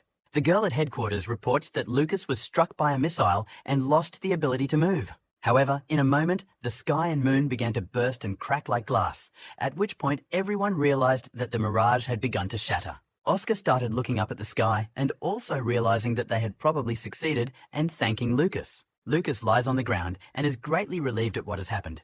He remembers everything up to that moment and lies on the ground with a smile. The general asks not to worry. He says that although the situation is unpleasant, there is still time until midnight. The general orders the surveillance systems to be turned over to the students and tells them that they are still in the mountains and there is little time to descend. However, Oscar didn't think so. He began to climb up using his strength right up the rock, albeit with great difficulty. Meanwhile, the men from headquarters stood on the very rock above, waiting to announce the end of the ordeal by losing. The general looks at his watch and in a moment notices someone's powerful silhouette walking ahead of him. The general, along with his aide, look straight ahead, trying to see who is coming their way. This man turns out to be our hero Oscar, who stops abruptly and salutes the leadership. The general smiles and praises Oscar and talks about how he has performed a miracle that no one has ever been able to do before. From that point on, the events of the story move forward and take us to the dining room where Charlie, along with Oscar, are once again not too happy with the food. The dining hall itself has a strange atmosphere, with all the guys around discussing the fact that Oscar only managed to get out of the ordeal in one piece. What pisses Jerry off the most is that he's as jealous of Oscar as possible, not understanding why all the glory went to him. Lucas praises Oscar, saying he's the first one to complete the workout in so long, even though he made everyone nervous. The events of the story move forward again, with Oscar sitting in some room across from the general, who recalls the incident with Jean's mask. The general praises Oscar and hands over a forbidden artifact in a box and a card with a lot of money from Jean. He also tells us that the headquarters allocated more money because the idea of inviting the masked group was theirs. However, in the moment, our hero Oscar pushes the money card back, saying he won't accept it. Rather abruptly, Oscar declares that he cannot take money from the hands of the military, but only from Jean himself. Immediately afterwards, the military man extends his hand to our hero and says that he is a great young man and he is clearly not mistaken. However, Oscar does not hurry to remove his hand from the artifact. He says that he does not need the money, but the box will be interesting. Oscar then decides to see what artifact was handed to him. He opens the box and pulls out some blue shard. The military man tells Oscar the great power of this artifact, saying that it was obtained the hard way. Oscar leaves after a while, and the general looks out the window and realizes that he really wasn't wrong about him, because an honest man won't take a warrior's money. The general's aide suggests that even so, giving such a valuable artifact to Oscar was foolish, but the chief disagrees. The general tells his aide that he doesn't understand, because a strong wind is about to rise, with Oscar at the epicenter of it. Meanwhile, the events of the story take us to Anfisa, with Luis sitting next to her, who says that eating with your hands is not allowed. Luis has changed a lot since that time.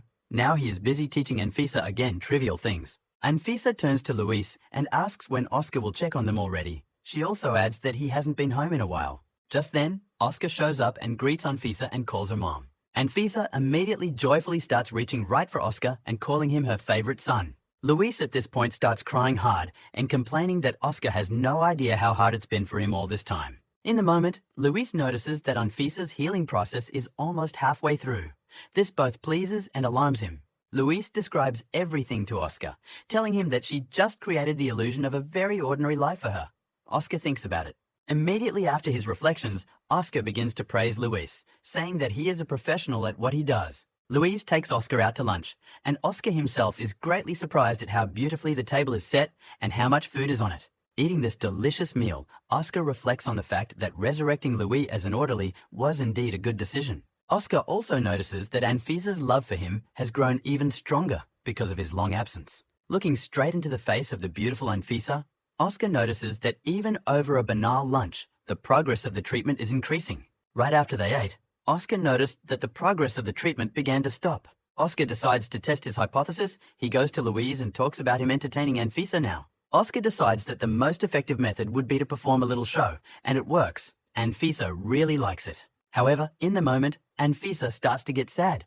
She says that she has so many children, but in the end, she is still lonely. In the moment, Oscar notices that the progress of the cure has reached the halfway point, and he has been given a new ability to choose the powers of the gods. While in his mind, Oscar walks up to a huge roulette wheel and decides to spin it in order for a new power to fall to him. Our hero gets an opportunity, all-consuming darkness, after which everything around him abruptly turns white. Orbs appear above Oscar, telling him that this power allows anything to be covered in darkness and taken over. Already leaving his mind, Oscar notices a warning that Anfisa can now leave the hospital for a while. Oscar returns to his normal life, pretending to be asleep.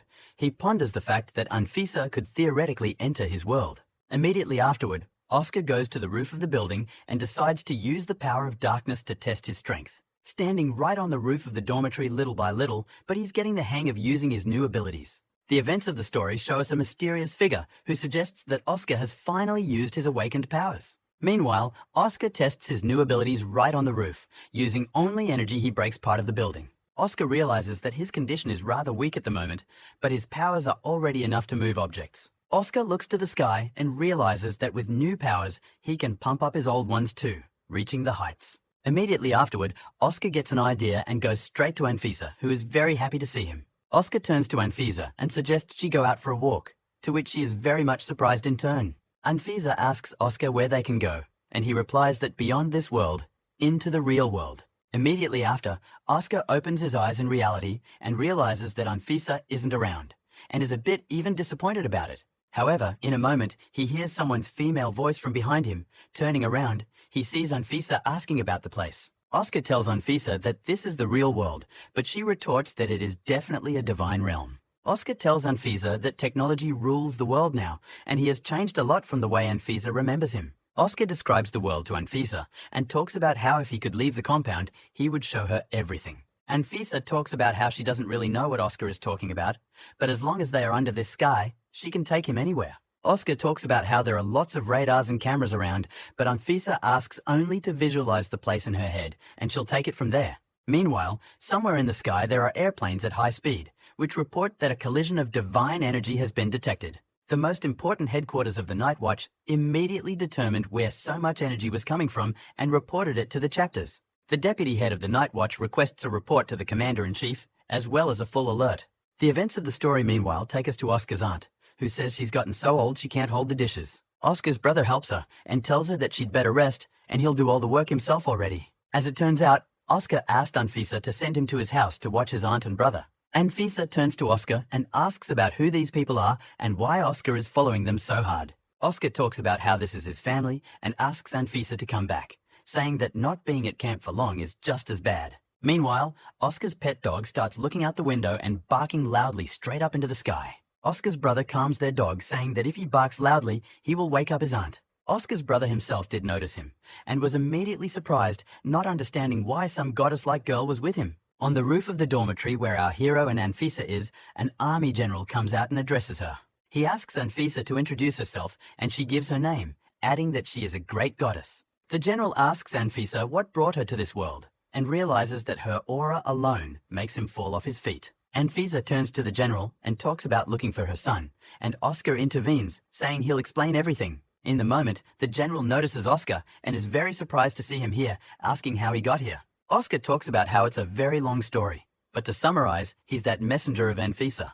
In the moment Oscar turns to Anfisa and talks about how it's time for him to go back, she says she has no objection. Anfisa asks Oscar to come more often, immediately after which she, along with her aura, begins to disappear into space. The general immediately relays a message to the army that the goddess has left their world and the alert can be cancelled. Military helicopter pilots say the signal is received and they change their route back. The signal also reaches the main headquarters, where they are greatly surprised that Anfisa has left the world so quickly. The general lights a cigarette and, turning to Oscar, asks about what it was all about and why Anfisa was with him. Oscar summarizes everything, but the general doesn't believe it and makes the point that if Oscar doesn't want to talk, that's okay. Oscar starts to leave, and right before he leaves, the general turns to him and asks about Oscar being on the side of the people. Looking back, Oscar talks about how he made a promise to someone important to him that he would protect people for 10 years. The events of the story take us somewhere in the mountains. Someone's horse-drawn wagon is traveling straight down the water from the mountains. There is some woman sitting in this wagon. She's talking to someone on the phone,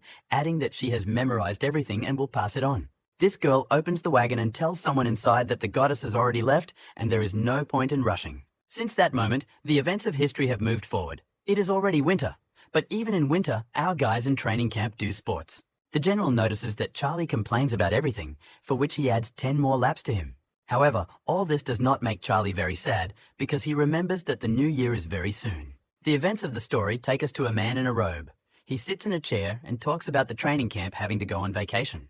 The general sits across from this man and says that this is not a joke at all, and you can't treat important things this way. After which, the general lights a cigarette and talks about how he won't agree to all this because it's against the rules. The general turns to the captain and asks about what they are even up to. The captain talks about the huge unrest in the city lately, and he wants to check out the situation with the gods, which worries the general. The events of the story take us to a missile camp hundreds of kilometers away from the main one. Some hooded man is walking towards this camp. He is stopped by local security and asked what is going on. It turns out to be a girl with green hair named Larissa, who talks about how her goats went here on their own. The military man's partner talks about having the alarm lifted, and it's just a villager who got lost. The guards talk about not being able to let the woman inside, and afterward point the way down, telling her to go that way. However, in a moment, Larissa becomes very green, like a monster, and asks the guards if she is beautiful.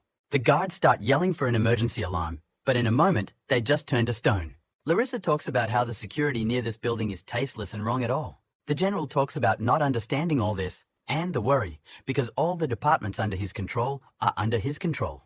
The captain turns to the general and asks if he can guarantee that there are no traitors among the camp instructors. Upon hearing such a statement, the general abruptly breaks the table and says, "That is it really the captain's opinion that they have the same problems everywhere?" Meanwhile, the events of the story take us to Oscar and Charlie, who are standing in the cold listening to a vacation announcement. One of the military repeats himself by saying that there will be a total of 4 days off for all recruits. All the guys around them start getting really excited and yelling about how this is just great news.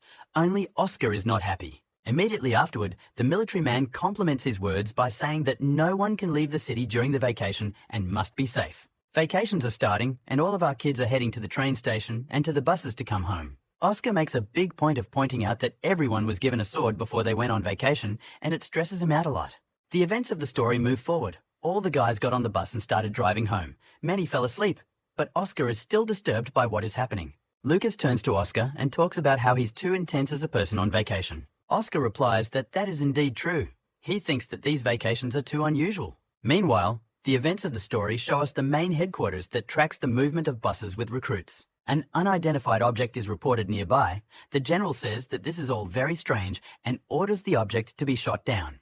However, these objects are labeled as military, so HQ can't use defenses against them. Meanwhile, at one of the military bases, and really something wrong is happening because several missiles are flying in the direction of this place. Our guys are just heading to this location and immediately spot the rockets, one of which is approaching the bus. However, at the very last moment, before the missile would have flown into the Atov bus, it is shot down rather abruptly by someone. Although the explosion is quite strong and sharp, it doesn't hit the bus, but it hits it pretty good, which causes a wave of explosions. The guys on the bus are in complete shock. They're trying to grab onto everything they see in order to survive and endure the influx. Our hero Oscar realizes that now with the help of his power, he can hold back all the shards and save many people from death. Oscar begins to use his powers and reflects dozens of pieces of shrapnel.